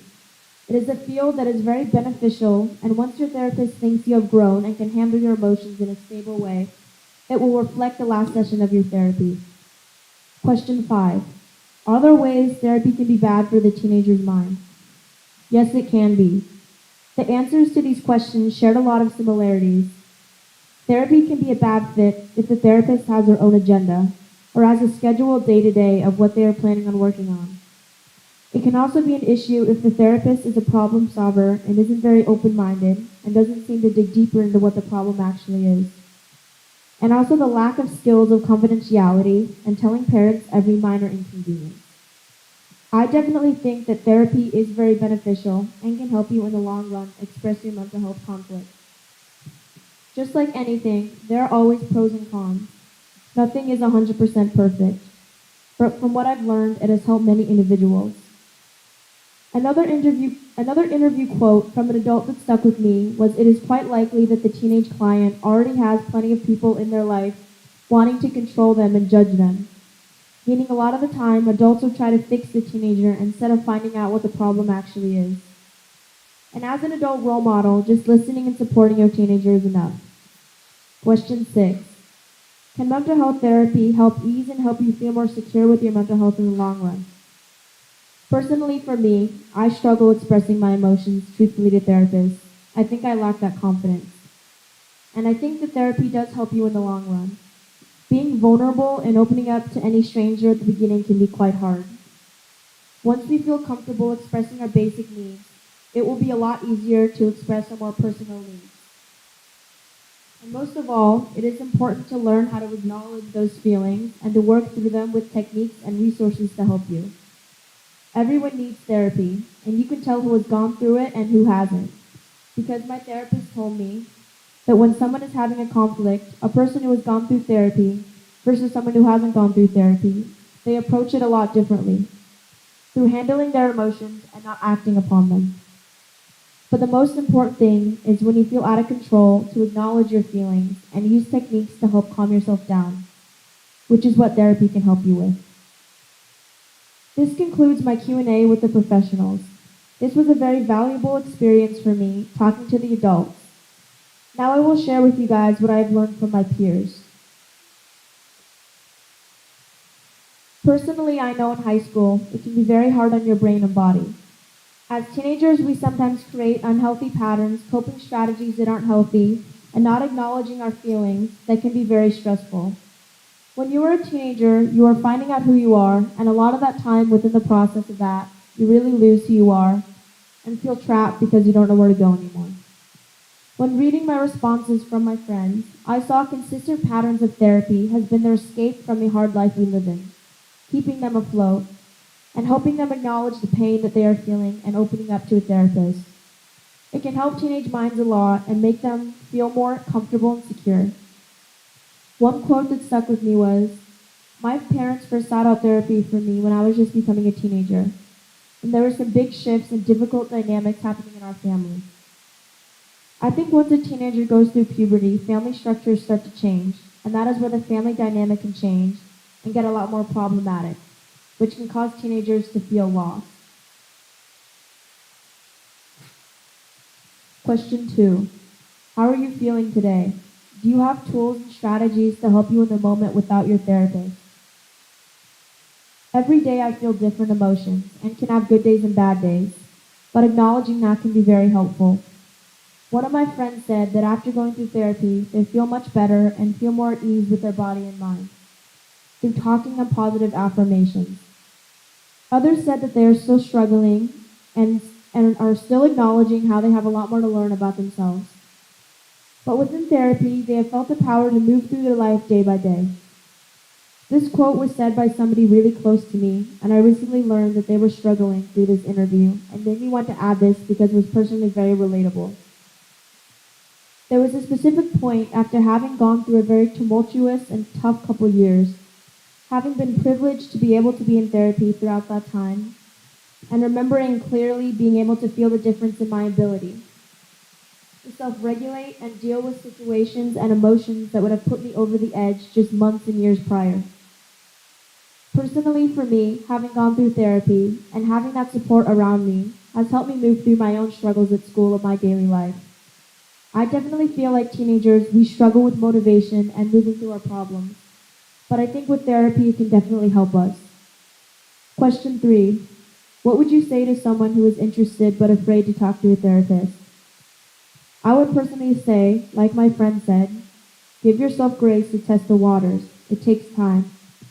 A lot of my friends normalize how it is okay to be nervous to talk to a therapist. It is a very vulnerable situation. Access to therapy can also be an issue. It also affects people of color a lot more because of health insurance or generational wealth problems. Therapy is quite expensive, and it is very common that people of color cannot afford it due to socioeconomic status in our society today. Choosing to go through therapy shows confidence and responsibility on your part. Reaching out for help is a very hard thing and a skill that a lot of people don't have. Question 4. When did you feel like with therapy, your mental health is getting better or worse? Has your mental health issues gotten worse or better within the pandemic? There seemed to be an in-between. One of my friends said it comes and goes. I think in the long run, therapy helps you express your emotions and to be more honest with yourself. But personally, I'm in therapy, and I sometimes feel out of control. And the strategies sometimes don't work, so it definitely comes in waves. Especially with COVID-19, a lot of teenagers' mental health got worse, and they felt restless and depressed because our world was falling apart, which was a very common feeling with teenagers. Also, not having that social time to see your friends and not having that physical contact, which is really hard for teenagers, and caused a lot of teenagers to be depressed. From one of my interviews, they shared a quote that the therapist told them. One therapist used to say to me, "This is not a linear process. You may take 1 step forward and 3 steps back, or 2 steps back, then 4 steps forward. That will happen." Like I mentioned earlier, every day is a different day, and you can feel like you're moving forward and getting better. But then there are those days where you feel like you are getting worse and can't find the motivation, which is okay. Question 5. Is therapy a place where you feel safe talking about your feelings and being vulnerable? I think, to say the least, a lot of teenagers thought that they felt very safe talking to the therapist and felt like it was a very safe space. But sometimes being 100% honest with the therapist can be very vulnerable and uncomfortable. So sometimes they would kind of hold back a bit. But they felt that once therapy ended, they left with ease and comfort. One response was very vulnerable, and since I didn't have a strong connection with them, I chose to share this quote. I feel like with the thoughts and emotions I don't express, I'm learning to find the courage to be able to share and experience hurt with someone else in a comfort at healing each other and loving more. I think that expressing your emotions to people you care about can be a very hard thing to do because you don't know what's going to happen or how they're going to respond or if something drastic will happen. But for some teenagers, opening up to a stranger can be easier because they will feel less judged because the therapists don't know the teenagers much. So it provides a sense of comfort. So at the end of the day, it heavily depends on the teenager. That wraps up my conversations with my peers.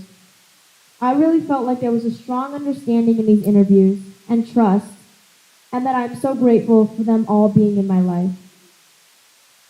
In conclusion, my goal was to leave the audience with methods that can help you control your emotions, and to show the audience how much teenagers relate to feeling stressed out, having anxiety, and depression, and to make you feel more comfortable reaching out for help. Throughout this project, I've learned a lot about myself. I have always had a lot of social anxiety at school, especially where I struggle reaching out to people asking for help.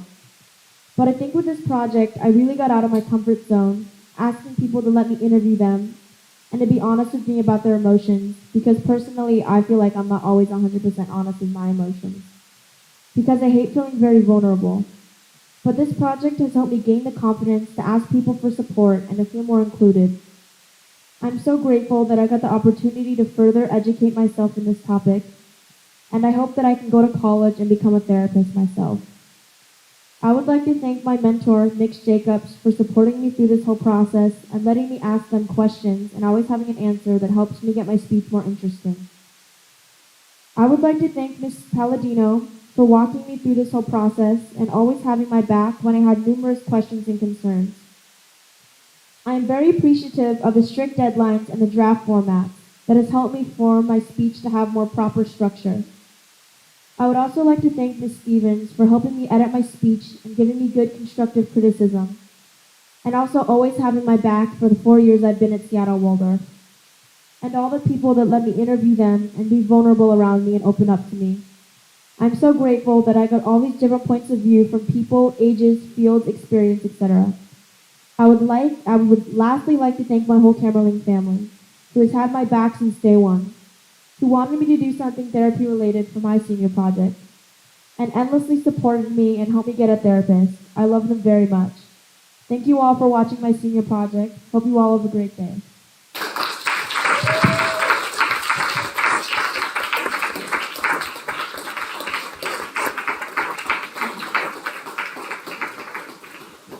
Any questions?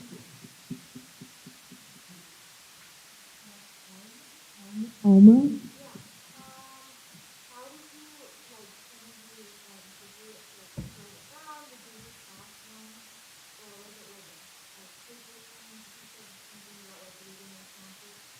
Yeah, so a lot of the friends that I chose to interview was actually off of social media. We just chose not to call. I just chose to text them through social media and ask them if it was okay. If you could answer some of these questions, and if you feel comfortable answering them, I won't use your name. So I mostly just did it through social media. And then for my adult interviews, I emailed them or I met with them in person.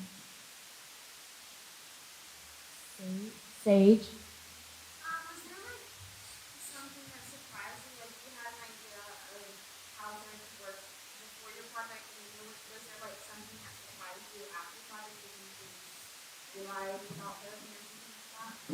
I think the one thing that I learned throughout therapy is the diversity of what people need, from different people to different people. I think for a lot of teenagers it can be just that regular back and forth talking, or sometimes you take walks with your therapist. It just depends on the teenager. And I didn't know that I used to think therapy was just that talking normality, but then I learned how diverse the teenage mind is and how each teenager needs different things. So within therapy, it's a very diverse field, and each therapy session can be different from each teenager to teenager. And I thought that was really surprising to me because I never thought therapy could be so diverse. Luca? How long does it take to work on a therapist? My parents helped me through I got tested for learning disabilities, and the person testing me recommended me a bunch of therapists. So we just emailed a bunch of them, and then I tried it out with 3, and then I just picked the one that I like, and it's been going really well so far. The person raising their hand in the back.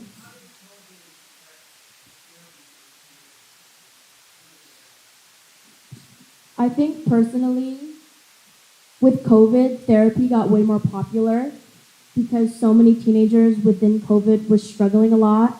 And also it was very hard because you couldn't go in person. And I think that was also really hard being online so much in school and then having to go online talking to a therapist. I think that added an extra burden. But I think now, since COVID's getting better and we can go in person, a lot of more teenagers feel more at ease because they have that in-person bonding time. And I think I just think that was a lot more, like, very important.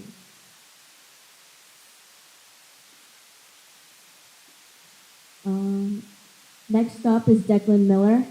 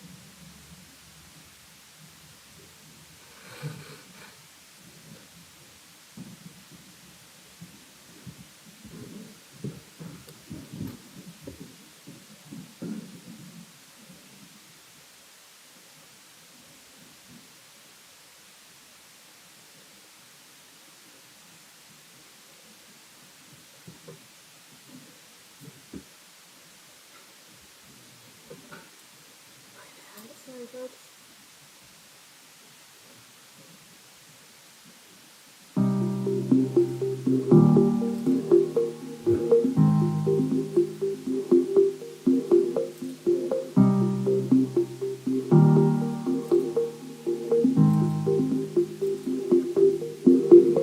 Welcome to the Book Matter podcast. This is Declan Miller.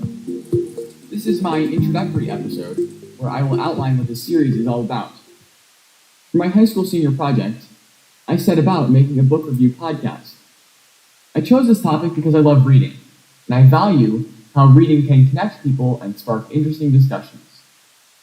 Reading for me has also deepened my interest in topics ranging from meditation to neuroscience, while also providing a taste of stories from fictional books like Great Expectations and Homegoing. I have learned things about myself and the world around me through books.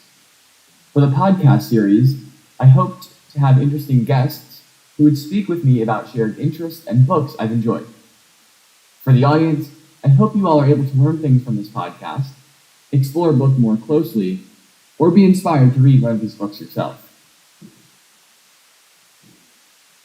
When I first began brainstorming for my senior project, I initially had a lot of ideas. This wasn't surprising to me, as I am someone with a lot of interests, something I am grateful my Waldorf education has developed in me. Some ideas I didn't end up going with were effective altruism, physical therapy, and joining a political campaign. I settled on creating a book review podcast because I figured it would be a way for me to combine some of my various interests. This felt like a natural path for me to take because during COVID, I did a lot of reading and listening to podcasts. This kept me busy and allowed me to continue learning and exploring topics I was interested in. Some of the podcasts I listened to are Making Sense by Sam Harris, Pod Save America, Nutrition Facts, and Stronger by Science, a Miss Palladino recommendation. One thing I noticed about some of my favorite podcasts is the natural conversational feel they have.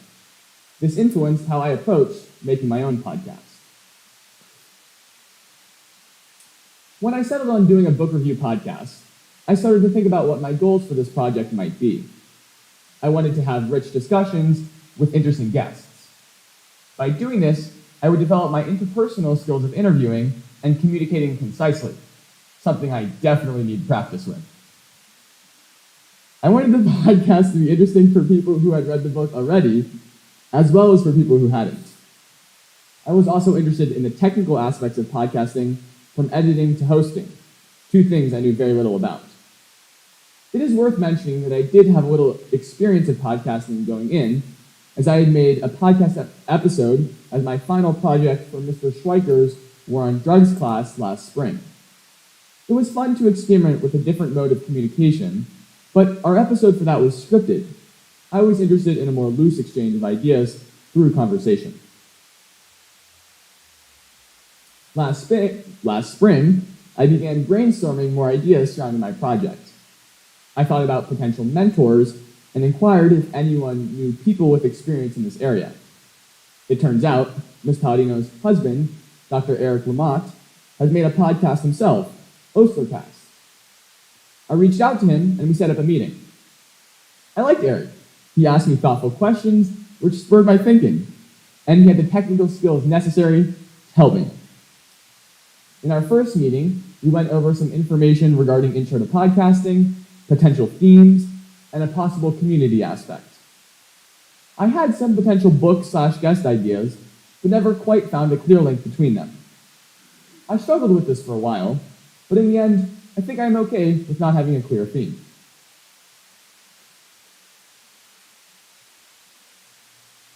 Over the summer, I met with Tracy Anderson, a family friend who has made a podcast with her students called Kids These Days.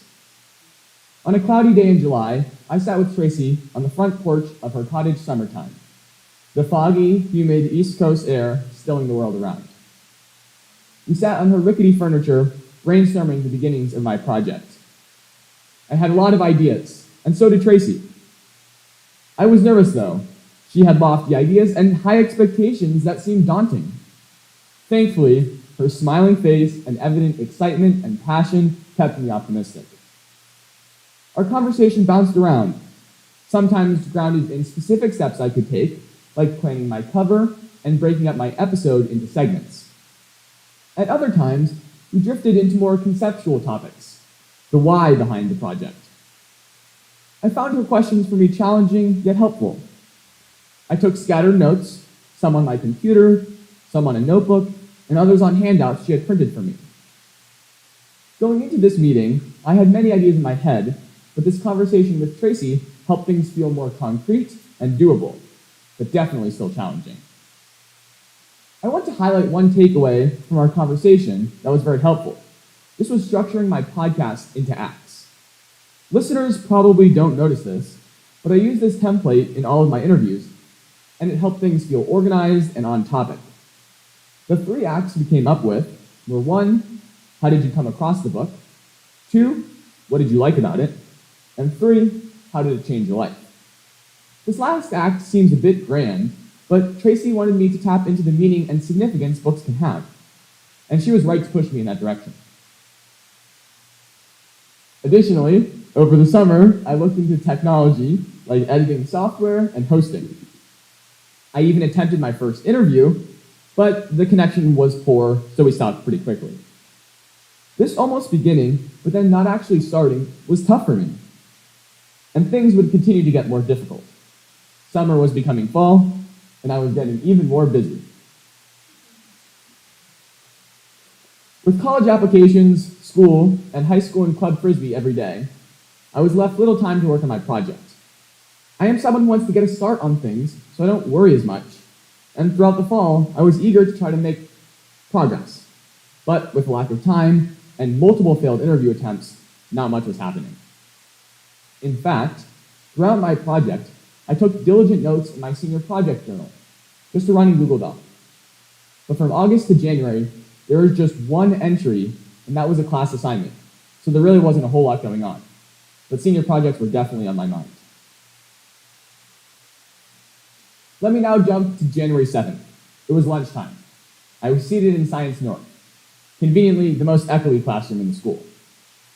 My heart was beating as I opened up my computer, my hands still covered with chalk dust from stone carving earlier that day. I glanced over my notes and started my backup recording on Audacity and voice memos on my phone. As I opened Zoom to start the meeting, I took a deep breath and sipped my trusty water bottle. I was ready. My senior project was finally beginning. Antoine entered the meeting and took a minute to get situated. I hadn't thought to record from the beginning, so I missed most of the pleasantries. But it was okay. This was my first interview. I needed to be patient with myself. And it went and felt like a first interview. I had a nervous excitement which kept me focused, but not as loose as I would feel in future interviews. The audio quality wasn't great, and we dealt with some serious connection interruptions, but we kept going, repeating questions and answers as necessary. I stayed mostly on script, trying to keep track of time. I felt prepared content-wise, but not as comfortable conducting interviews as I would feel in future interviews. A feeling of ease would allow me to have more flowing discussion in the future. Here is a clip from that interview about self-expression through sport. One of the things that had been new to me reading the book was how much Josh talked about primarily chess and then also later Tai Chi as an expression of himself. And that's something that I hadn't really come across before, and you kind of touched on it with talking about how you describe your flow state, but I'm curious how you see Ultimate as an expression of yourself. Yeah, especially through the pandemic, I had, a lot of time, as we all had, a lot of time to reflect and noticing when I played well, I just really discovered it's when I'm most being myself. And any of my close friends or family members will tell you that I joke around a lot. I'm a fairly serious person, but I'm also there's a lot of dualities in me, and I'm very vocal about what's happening with me. Knowing that and kind of being more aware of who I truly am and what that is, I allow that onto the field instead of masking it. Allowing that to exist on the field has allowed a greater level of play. Soon after that first interview, I met with Eric, who had agreed to be my mentor, to go over the editing process. A large portion of this project was spent sitting at my computer, staring at the audio waves on an Audacity file. Editing was a tedious process, but one to get comfortable with. I will now take you through my editing process. It is worth mentioning that sometimes I would sit down and work for 2 hours straight, while other times it would be short 15-minute bits. My first step was to take the recording of the Zoom meeting for my interview and convert it to an MP3. I learned how to do this from a helpful YouTube video. It is worth mentioning that Zoom records meeting in two ways. First, with the audio all together on one track, and then additionally separate tracks for each guest. This was extremely helpful as I could edit the different tracks of each guest separately, allowing me to silence my audio when a fire truck went by, for example. I realized the benefit this provided, so even when I had the option for an in-person interview, I chose to conduct it over Zoom for this reason. Once I had the file open on Audacity, I would then listen to the whole episode, adding labels section by section to keep track of what was being said, as you can see in the picture, the writing. I would then go back through and edit the episode. I would start by listening to a question and answer fully through. I would then go back and delete bits that seemed unnecessary or repetitive. The goal here was conciseness. This requires playing bits of audio over and over to find the right spot to delete. I would often re-listen to make sure the question and answer still flow and the main points still come across. Taking out and like was also something I'd cut out. Knowing what to do with certain details was always tricky. These details can help bring things to life, but can also be quite tedious. A few times I had to add in audio to restate a question, but this was always tricky because the addition always sounded quite different from the initial recording. At some point, when I needed some easy work to do, I would work on the beginning and ending pleasantries. To clean up the audio, I would remove background noise and normalize LUFS, a measure of loudness that takes in human perspective in comparison to decibels. This is good to do, as it ensures my podcast matches the normal loudness of other podcasts online. At times, I also needed to adjust the gain of certain parts to make things louder or quieter. Finally, I would save my project as an Audacity file and eventually export it as one track as an MP3. Getting feedback was my next step, sending it to Eric to listen to, and listening with my parents. Adding in music was something else I had to think about. All in all, I would estimate editing my podcast took well over 30 hours to complete. It was a lengthy process, but one I got better at over time. I saw learning and growth in many different areas throughout this project, but one area that was especially evident was in learning how to interview someone. Going into the project, I would have described myself as an effective communicator, but when interviewing someone in the hopes of sharing a conversation with others, certain things have to be adjusted. In later interviews, I found myself asking clarifying questions that I already knew the answer to, but I asked them for the audience. Additionally, summarizing topics and themes in the book helps give context for listeners who might not have read the book. My interview process unsurprisingly begins with reading the books. I annotated The Art of Learning and Nature's Best Hope, which helped me pick out interesting ideas to talk about and write down questions as they come up.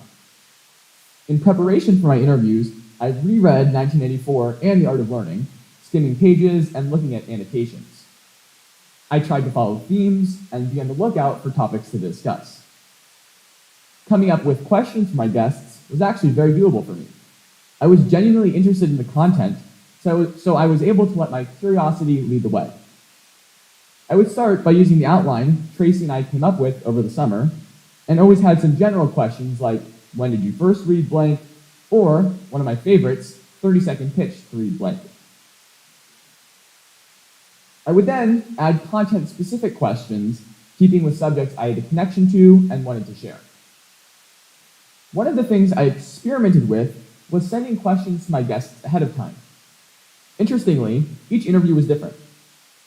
For the first one, I didn't send Antoine any questions.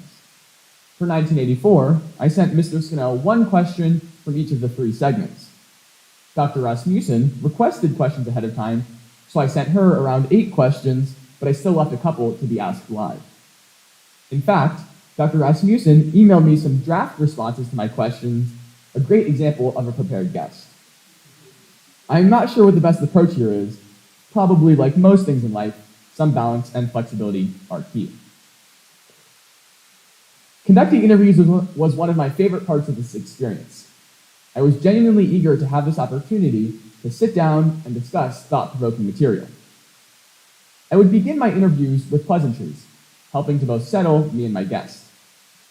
I found it helpful to give an overview of my project and the 3 acts the interview would have. I always inquired if my guests had any questions, and then I would jump in, beginning with a prepared mini introduction to give an official beginning for the content, and then we would be on our way. As the interview progressed, I would be watching the time and going over my list of prepared questions. In the first interview, I stayed pretty on script, but in the second and third, I was able to have more free-flowing discussion, which felt smoother and created a better listening experience. My various guests continued conversation in different ways, but it is on me as the host to facilitate this discussion. At times, I found myself skipping questions that had come up naturally, or adding on my own thoughts in response to what my guest was saying. As things were wrapping up, I asked my traditional closing questions, had some pleasantries, thanked my guest, and then finished the interview. Now that you all have a better understanding of some of the technical work I did regarding my editing and interviewing process, I will now share some reflections from my episodes. I am proud of my second episode, 1984, with Mr. Scannell. I took on a challenging book with a guest who is confident in his critiques of progressive assumptions. I enjoyed this episode because of the free-flowing discussion we were able to have.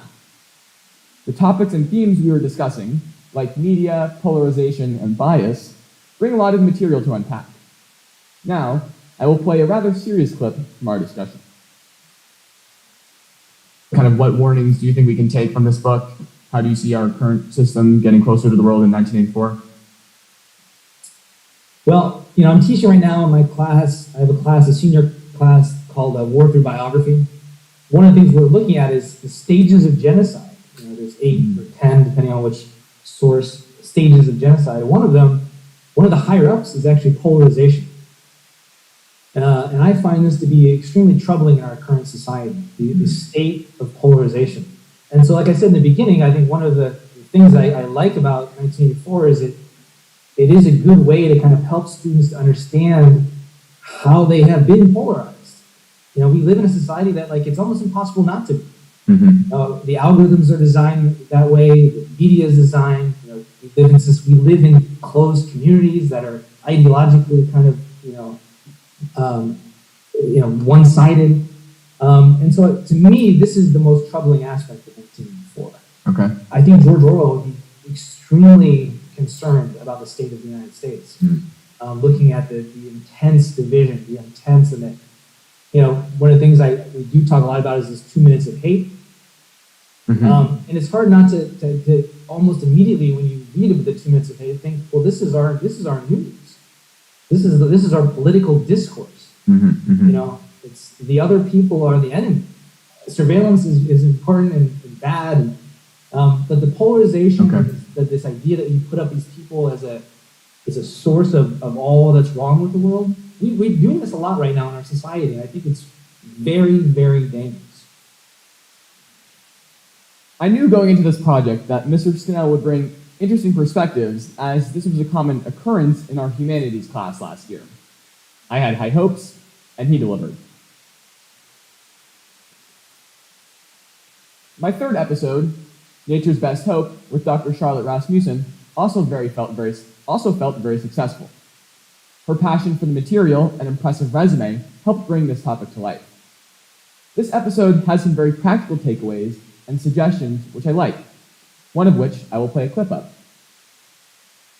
Was there a part that stood out to you that you were like totally sold on, potentially something that maybe surprised you? So the thing that surprised me the most, that probably shouldn't have but did, was the idea of keystone plants. Like, I wanted to plant natives, but I've never really thought about that there might be different quality of native plants. In other words, the oak trees or the Douglas fir or the cedar might be home and benefit more species of insects and birds and small mammals and stuff than, say, Oregon grape. Will you give the listeners a quick definition of what you mean by keystone plant? So it's a plant that supports more biodiversity. That's sort of, I think, what Ptolemy was using it. Yep. And we talked about this idea as a keystone species for more animals in our de-extinction class, but this was a new language for me in terms of referring to a plant as a keystone species. As well, for me, that was a practical thing that I could use moving forward. Got it. Another part of podcasting I was interested in exploring was getting listeners' impressions.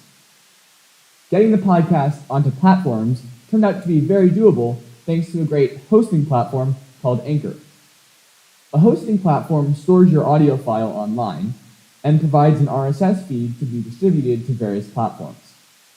Anchor is free to use and user-friendly, allowing me to create a cover, add in descriptions, and publish my podcast to various platforms like Spotify and Google and Apple Podcasts.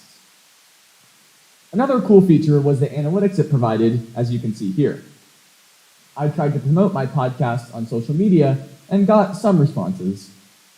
I also sent the links to family as well as to the faculty. I did get some very positive responses. Some very thoughtful and kind responses made me feel happy to share my work with others.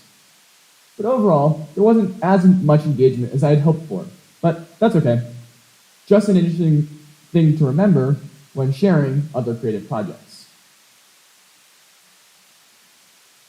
In reflecting on this project, I feel very successful and happy with the work I put in.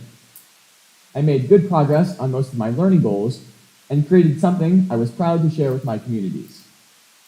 In this modern world of quick, fast takes, books provide thoughtful and valuable depth that other information sources simply don't offer. Books are an old way of communicating, while podcasting is less than 20 years old. In my project, I sought to combine them, exposing my generation to the power of books and an older generation to the benefits of a more modern form of communication. This project worked for me for a variety of reasons. First, it was a flexible project, which allowed me to work around my busy schedule. I could put in lots of work during breaks or days off to get chunks of work done, or chip away 15 minutes at a time on weekdays. Secondly, my Waldorf education has given me a sense of confidence and curiosity which guided me throughout this process. My interest in the material and trust in myself kept me working even when my journal entry for January 19th reads, "Worked yesterday, very slow work. Took me over an hour to cut out just 2 minutes. I'm in trouble." I was able to overcome obstacles like the frustration of scheduling my first interview 6 times before it actually happened, or getting an unenthusiastic response when I asked a nutrition author for an interview. Or, worse yet, in tears and sheer panic as I thought I had lost my interview recording because my computer disk was full. And finally, learning how to ask for and use the support and guidance around me was key. I am deeply grateful for those who helped me, devoting time and energy to helping me, especially Eric, who was quite busy, a new dad and doctor during the pandemic. Thank you to my interviewees who took the time to meet with me and whose experience and interesting perspectives brought this project to life. My mentor, parents, and friends all provided guidance and support, from Eric teaching me about hosting, to my parents suggesting questions, and to Harsha telling me, "Boy, you need to get a real mic," which I did end up doing. Shout out to Mr. Sulmanashi. It all made a difference, so thank you.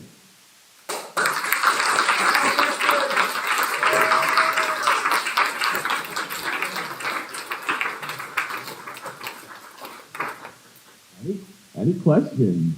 Alma.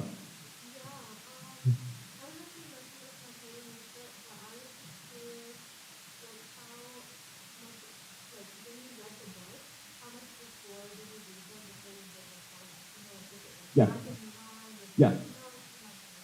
So the question was how recently I had read the books. I did kind of mention it, but not with specifics. So I had read The Art of Learning a couple years ago. Antoine recommended it to me, the person I interviewed, and I knew he had a connection to the book, so that's why I reread it in preparation. And same thing with 1984. I had read like 6 months before the interview. Nature's Best Hope, Dr. Rasmussen recommended to me, so I read that right before the interview, and that was fresh in my mind. So it was different to have the different books. The books are just different enough that like content-wise that it felt different, but the time between when I had first read them and when I had the interviews definitely made a difference in how I approached the book. Luca. Great. How did you decide on Yeah. The 2 questions. First, how did I decide on the name? And 2, how did I design the cover? I'll start with the name. My mom and I brainstormed some ideas. I kind of like the mysterious nature of it. I had different ideas and settled on that one. I was pretty decisive. I was like, I have other things to get done. Let's pick a name and go with it. With the cover, on Anchor, you could design it right away. It was pretty doable. I pretty much just took the image and added in some words. That wasn't the main focus of my project. I didn't devote a ton of time there. I think there are things I would change about the cover, but I was looking for simplicity and devoting time to more of the content. But I do kind of like the floating. It has it matches with the mysterious vibe of the title. Yeah. Ryan. Similar question. Where did you get your music from? So I listened to free, non-copyrighted music online. I told someone during study hall today that the reason I chose this one was because if you listen with headphones, the audio goes back and forth, and I like when songs do that. It's tough to tell with the speaker here, but if you listen with headphones, it goes back and forth, and I like that. I don't remember on the top of my head the artist who made it, but in the introductory episode, there's a credit and link to that person's work. Mr. Sutherland.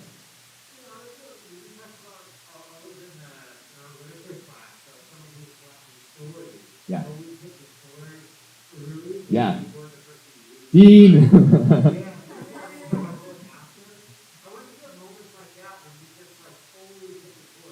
Yeah.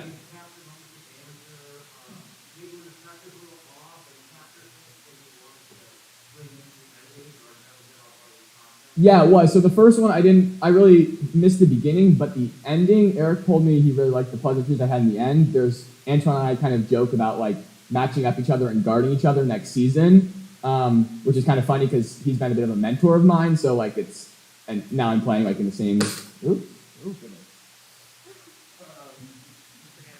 in the same league as him. In future interviews, I tried to have that more. Mr. Scannell and I had like a lengthy discussion after my interview, but he kind of like asked for it to be the recording to turn off. But actually the ending pleasantries that Dr. Charlotte Rasmussen and I had was from after like the official interview ended. So like we said goodbye, but then I was editing, I listened to like the little bit we were discussing after, just like talking about school life, and I liked the bit about planting out in front in the school and doing some weeding there, so I included that. Yeah, so definitely something, I mean, I obviously I like Dean a lot when they're there, but definitely a cool thing to think about when interviewing, like the beginning and ending, not the official part. That was all I'm thinking. Luna.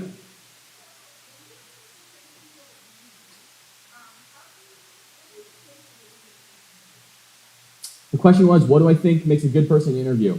Well, so in general, I would say people with interesting perspectives or unique perspectives. With this, I was looking for people who had a connection to the book and a lot of experience with it. So Antoine and Mr. Scannell had both read the book multiple times and were very familiar with it. I mean, Mr. Scannell said he's read it like 15 times, so he's like super familiar with the content of the book. And I thought Dr. Rasmussen's passion for it were helpful, so people who were like excited about it and have interesting perspectives are two things I would go for with interviews. Yeah, Gavin. What's my favorite book? That's a good question. I'll give you like a fictional book. I really liked Homegoing. There's a lot of stories kind of woven together in generations. I really like that book. Yeah, wrote that one. I don't know if it's my favorite, but that's the one that came to mind. I like. Yeah, Luca. Yeah. Yeah. The question was, am I going to continue making the podcast? For now, I think it's over. There were more books that I had like interested in doing. Like I didn't talk about this in my presentation, but in the spring I had like 7 or 8 books with guests I was interested in discussing. But editing takes a while and life is busy, so I didn't end up getting to them. It would be something I would be interested in doing in the future. I like talking to people, and books are interesting. Yeah. Miss Palladino. Did making a podcast change how you listen to podcasts? Ooh. The question was, does making a podcast change how I listen to them? Yes. I was, especially interviewing, like I paid more attention to like what different techniques people use, like allowing them to continue or kind of steering them back on track. Also different styles of podcasts, like I mentioned, mine kind of had a more natural conversational feel. Others are much more edited and have like added in sounds and stuff. Like Tracy's podcast, Kids These Days, has like, sounds from lunch, like in different parts, or like the bell ringing and stuff. Like, and she kind of wanted me to do that a little bit. And I wasn't as interested in that. It seemed like extra work for stuff I wasn't really interested in. I was more content driven. But yeah, definitely also appreciation for like the work it takes. Like it's, going into the project, I was like, oh, like, read the book and then like go and have this interesting discussion. Like, no, it takes like work to like thoroughly read the book, come up with questions, be familiar with the content, and also to conduct an interview that's interesting, not as easy as it looks. Sweet. Thank you for listening. And the next guest will be Abi, who will be sharing about her poetry book.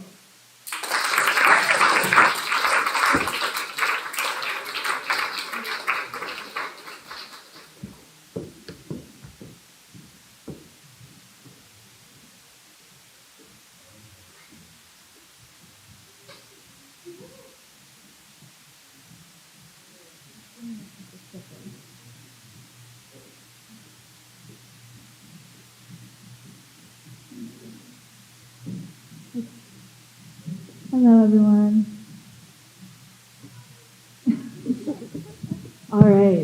So, my name is Abi Glowney, and I'm a senior here at Waldorf High School. I might not be a familiar face to most of you. I transferred in my junior year, and since we had all begun online, I didn't get to know many people and didn't get to see very many faces. But today I'll be showing you all the process of pouring out my emotions through poetry, a book of poetry accompanied by art from me to you.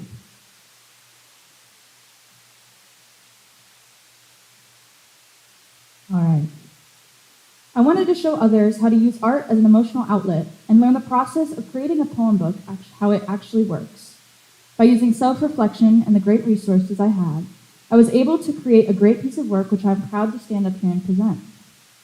I wanted this project to encourage you all to broaden your horizons of coping mechanisms.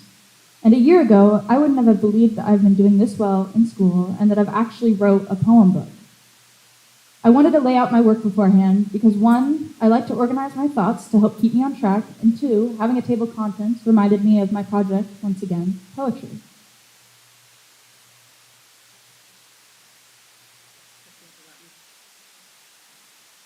All right. I wanted to do something meaningful to me, something I could do to showcase my skills, and most importantly, something I could get better at. Poetry is something meaningful to me, not only because of my connection with it emotionally, meaning I like expressing emotion through it, but growing up with a lawyer and an undercover poet for a father, it kind of rubbed off. I don't know why I feel so moved to write sometimes, because I have never been a very good writer before this. Perhaps a coincidence, or perhaps it's in my blood. I'm going to give a trigger warning now, since some of the topics I will be talking about include mental health and drug abuse. And if you need a moment to step outside, I completely understand, and I've done so for myself many times.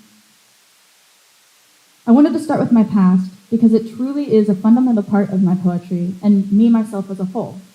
While I do not let it define me, I accept it and have had a strong urge to learn and grow as much as I can. The pandemic sent me into isolation. I started pushing away my friends and my family, and my anxiety and mental health declined super fast. I didn't know what I was doing, and I felt like I was in a void.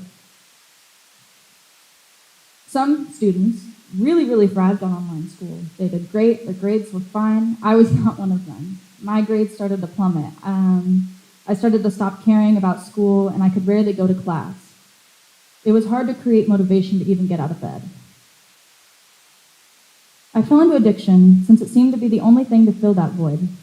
And I can't believe I've come so far. And I could go on and on and on about mental health and drug addiction. But this is about poetry, so we'll have to save all of that for another time. I've struggled with mental health for a very long time, and I've always wanted to shed light on it.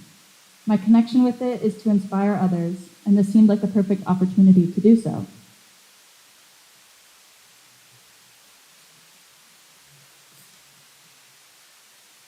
The beginning of my process. These are the first 3 steps in creating my own book of poetry and art. And although I was anxious, I was super excited at the same time.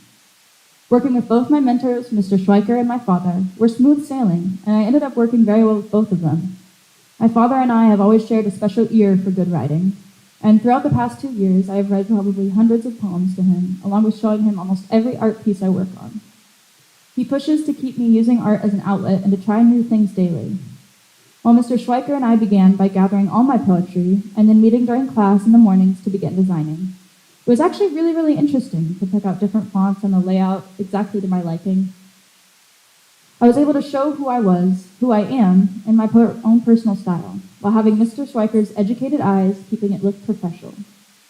And throughout this last semester, I've had the chance to work with Eric and Mix Jacobs in publication and design class, which really helped my look and style become very mature.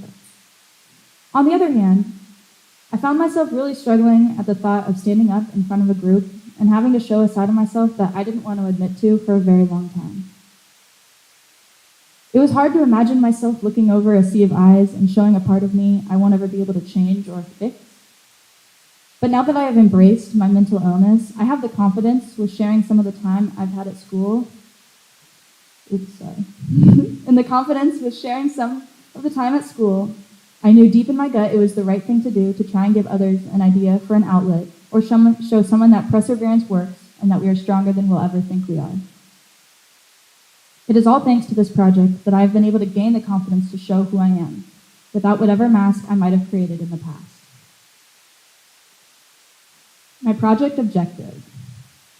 Since one of my project objectives is to inspire those in my community, I had to think of not only who I was talking to, but how to convey my emotions so not only myself would understand, but someone who didn't even know my name before this morning. Poetry is one way I feel as though I can show others how I have felt and to show someone a success story and create a motivation to try something new to help manage their mental health. I find it easier to relate to someone when I can tell they know how I felt or something similar. Knowing you're not alone is such an important piece of having to come to terms with my mental illness. I wanted to show how I felt, since someone in the audience might feel the same way. Mental health is always hard to talk about, and even harder to think about. But after everything I have witnessed and experienced, I feel as though I have to speak my mind. I have to share my story and encourage others. I want to spark the beginning of a flame of nurturing and outlets for those hurting due to mental health. And I hope that spark will be kindled and carried on through our school and our community for generations. The idea of reaching out and trying any form of art, either writing, dancing, painting, poetry, singing, anything that makes you feel good and makes you feel as though the thought of the weight on your shoulders is gone, is a good thing. I then began the process of the physical book itself. I wanted to take poems from 2020 through the present and put them chronologically in order, along with the photos and artwork I've taken. So working with my dad is always a good time. Since I'm his first daughter, me and him definitely had a rough patch through my early teens, but I chilled out and we became the best of friends. We began to look back and reread my old poems, reminiscing and talking about how far I've come. And working with my dad made me feel as though I put more than just myself into this process in this book. It made me a stronger connection with my dad. And I remember distinctly during the summers when I was growing up, my dad would sit me down for almost 30 minutes a day and make me work in grammar books. I'd always say, "This is stupid, really, I just want to go outside." And he'd say, "It's only 30 minutes and you'll thank me one day." And Dad, I think you really deserve a thank you right about now. It was Mr. Schweiker who got me into the publication side of things. We have always worked well together, whether it was me ranting in his office about who knows what, taking tests in there, or crying about going to class, maybe even drawing masterpieces on his whiteboard. We were both passionate about creating this book, but he is a passionate person about everything he does. His laughter fills our halls, and he has created an amazing community and environment between the Waldorf school family. His passion for publication and mine for poetry created an amazing flow of ideas and opinions in a healthy manner. I think one of the greatest things I got from this project was my self-reflection. I was able to look back and see how much I've grown, looking through my poetry and seeing my writing grow, how my way of writing and wording of my thoughts changed and grew with me, seeing how I embraced who I've become. And of course, I still do have bad days, as all of you know. Finding myself unable to get out of bed once again, I still do look back at these poems, reminding myself how much better things have gotten. I was reminded of my social media.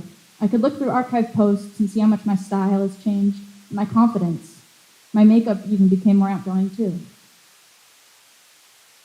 I changed and my personality finally came through.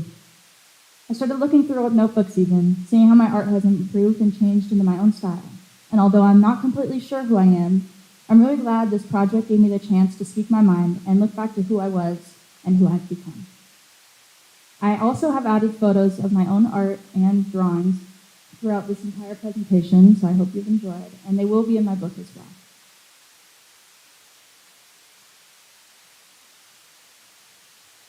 All right, so I'm going to give another trigger warning since some of these poems do evoke emotion. And these are my artworks as well, and a photo on the bottom.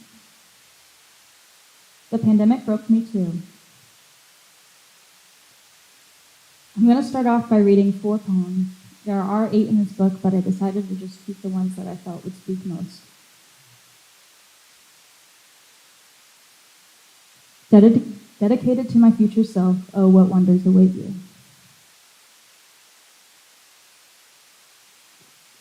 Waiting for the day I can feel normal again. I can feel the grass between my toes, feel the embrace of someone I love, and miss the embraces of someone I love. Waiting for the day I stop missing the sun, where I can feel it on my eyelids and it seeps into the holes of my dad's old t-shirt. My biggest worry would be if the clouds were out today, not the 6 unholy feet of space between a mother and a daughter, or between a grandmother and a 1-year-old child. This poem was supposed to be my idea of quarantine. All that I had seen COVID-19 take throughout social media, it was a scary and lonely time, and it was the beginning of my downfall.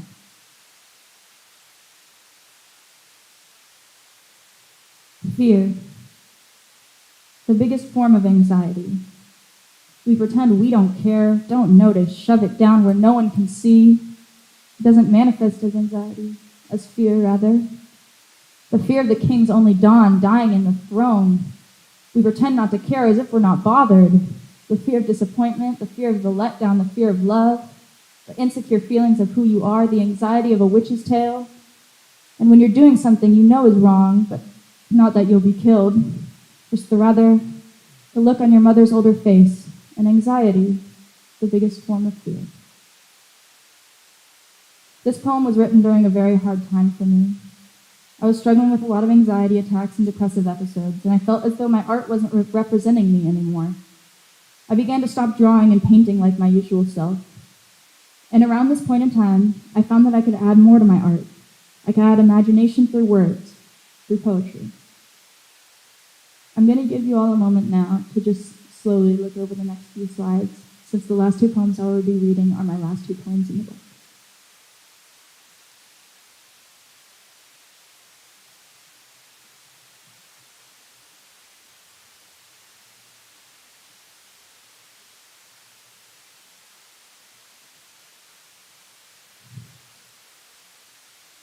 Stop for me. Just give me 5 minutes to catch my breath. Maybe it's the plateau of writing which creates the need for peace, or maybe I'm still just tired. I don't know how to explain it, so just tired must suffice. When the world slows down and it comes to its eerie stop, I can finally catch my breath. Maybe it'll be quiet. Could it be the gray sky that fogs my mind? Probably just smoke. I find myself almost hungry, starving for adrenaline, addicted to the past, starved for the future, and even if the world did stop just for me, my mind never could. This is a poem I wrote when I was further along on my way to coming to terms with my mental illness. I understood my emotions and got heightened more than they should. And I know that I've made mistakes in the past, but all I can do is learn and grow from those. This is the last poem I'll be reading for you all today. My fishbowl, a small world only magnified to me, became the last thing I decided to notice at the end of each day. How I pushed smoke out my windows just to get caught anyway. How I laid in the same spot every night, forcing myself to sleep. The way his eyes lit up when I danced and grew dull when I said I hadn't eaten. Running circles around my room, bouncing off hard corners and into flat, blank walls. The light finally rose again, and you could see I was in fact not swimming. I had been drowning for a very long time now.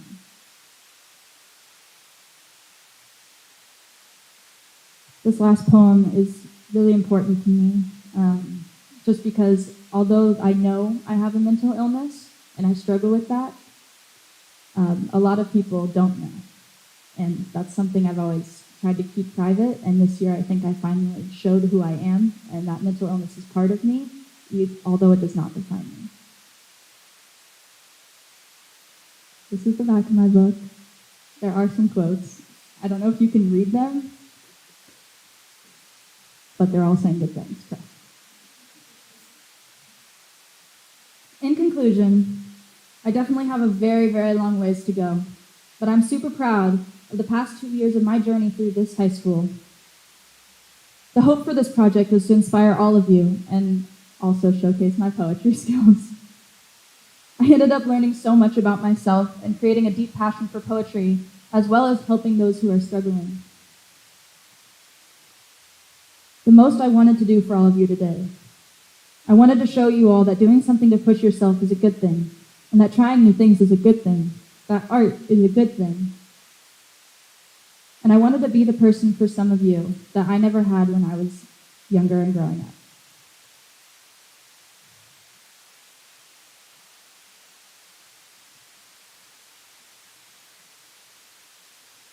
Thank you to my dad and Mr. Schweiker for helping me create this book and helping me grow up throughout the past 2 years.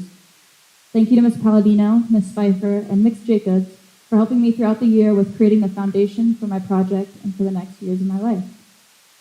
And thank you all for listening.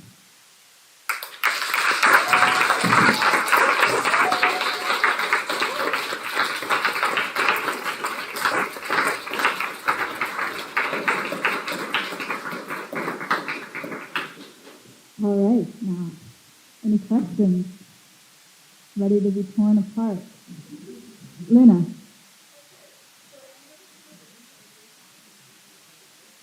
Thank you.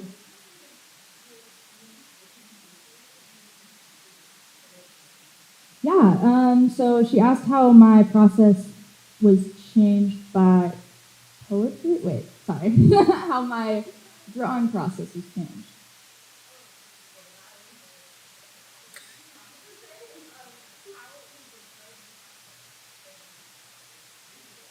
Perfect. All right. So I really struggled for a long time with feeling as though my art was not good enough, and that it was just, like anyone else could do this, and that I wasn't, meant to be an artist. And when I found poetry, at the beginning, I started just kind of writing words on top of my art, just random words here and there, and then it became quotes and then poems. And I started writing on top of artwork entirely. That was something that really broadened my mind to poetry. I think that the way I express emotion through my artwork, my physical artwork, is a lot harder to read as though I do through poetry. Does that make sense? All right. Yes.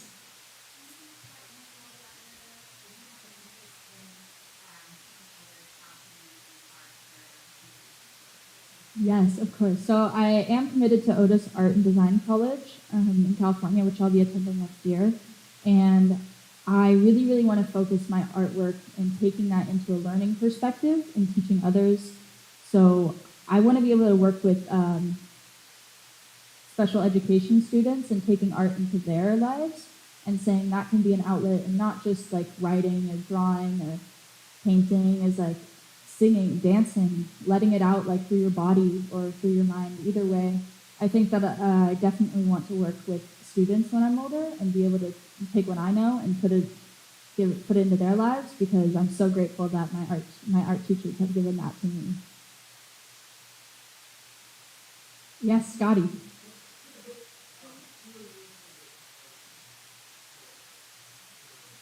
Well, I'm definitely biased towards my dad.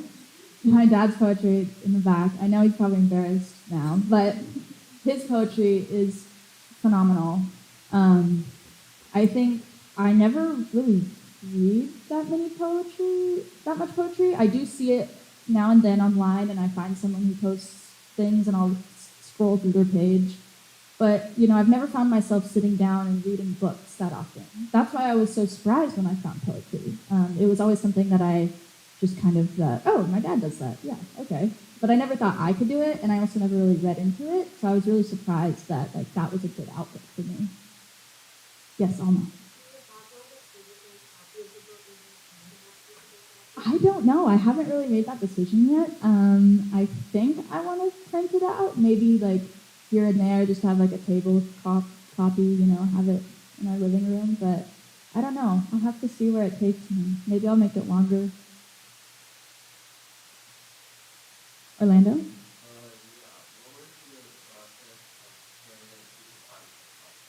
Yeah, so I can go back, I think. Yeah, so for two of these two, I painted these after I had taken the poems. I just kind of thought about how the poem made me feel, and I think matching them together made the poem even work more, especially with this one. with this one, I kind of just started drawing, and then I started painting, and then after I kind of looked at it, and I was like, hey, this looks really close to like that poem I wrote, you know? And I decided it just worked. Same with the other ones. These two, I just decided that it looked good, and I thought it was like a cool way to express how I felt in that moment. Yeah. And this is my art, my photography, and there is some throughout the rest of the sides, but I found the pairing to be probably one of the easier parts, actually. Just kind of was like a gut feeling, like, this feels right. Yeah. All right, I don't think I'm missing anyone. Awesome. Well, thank you guys.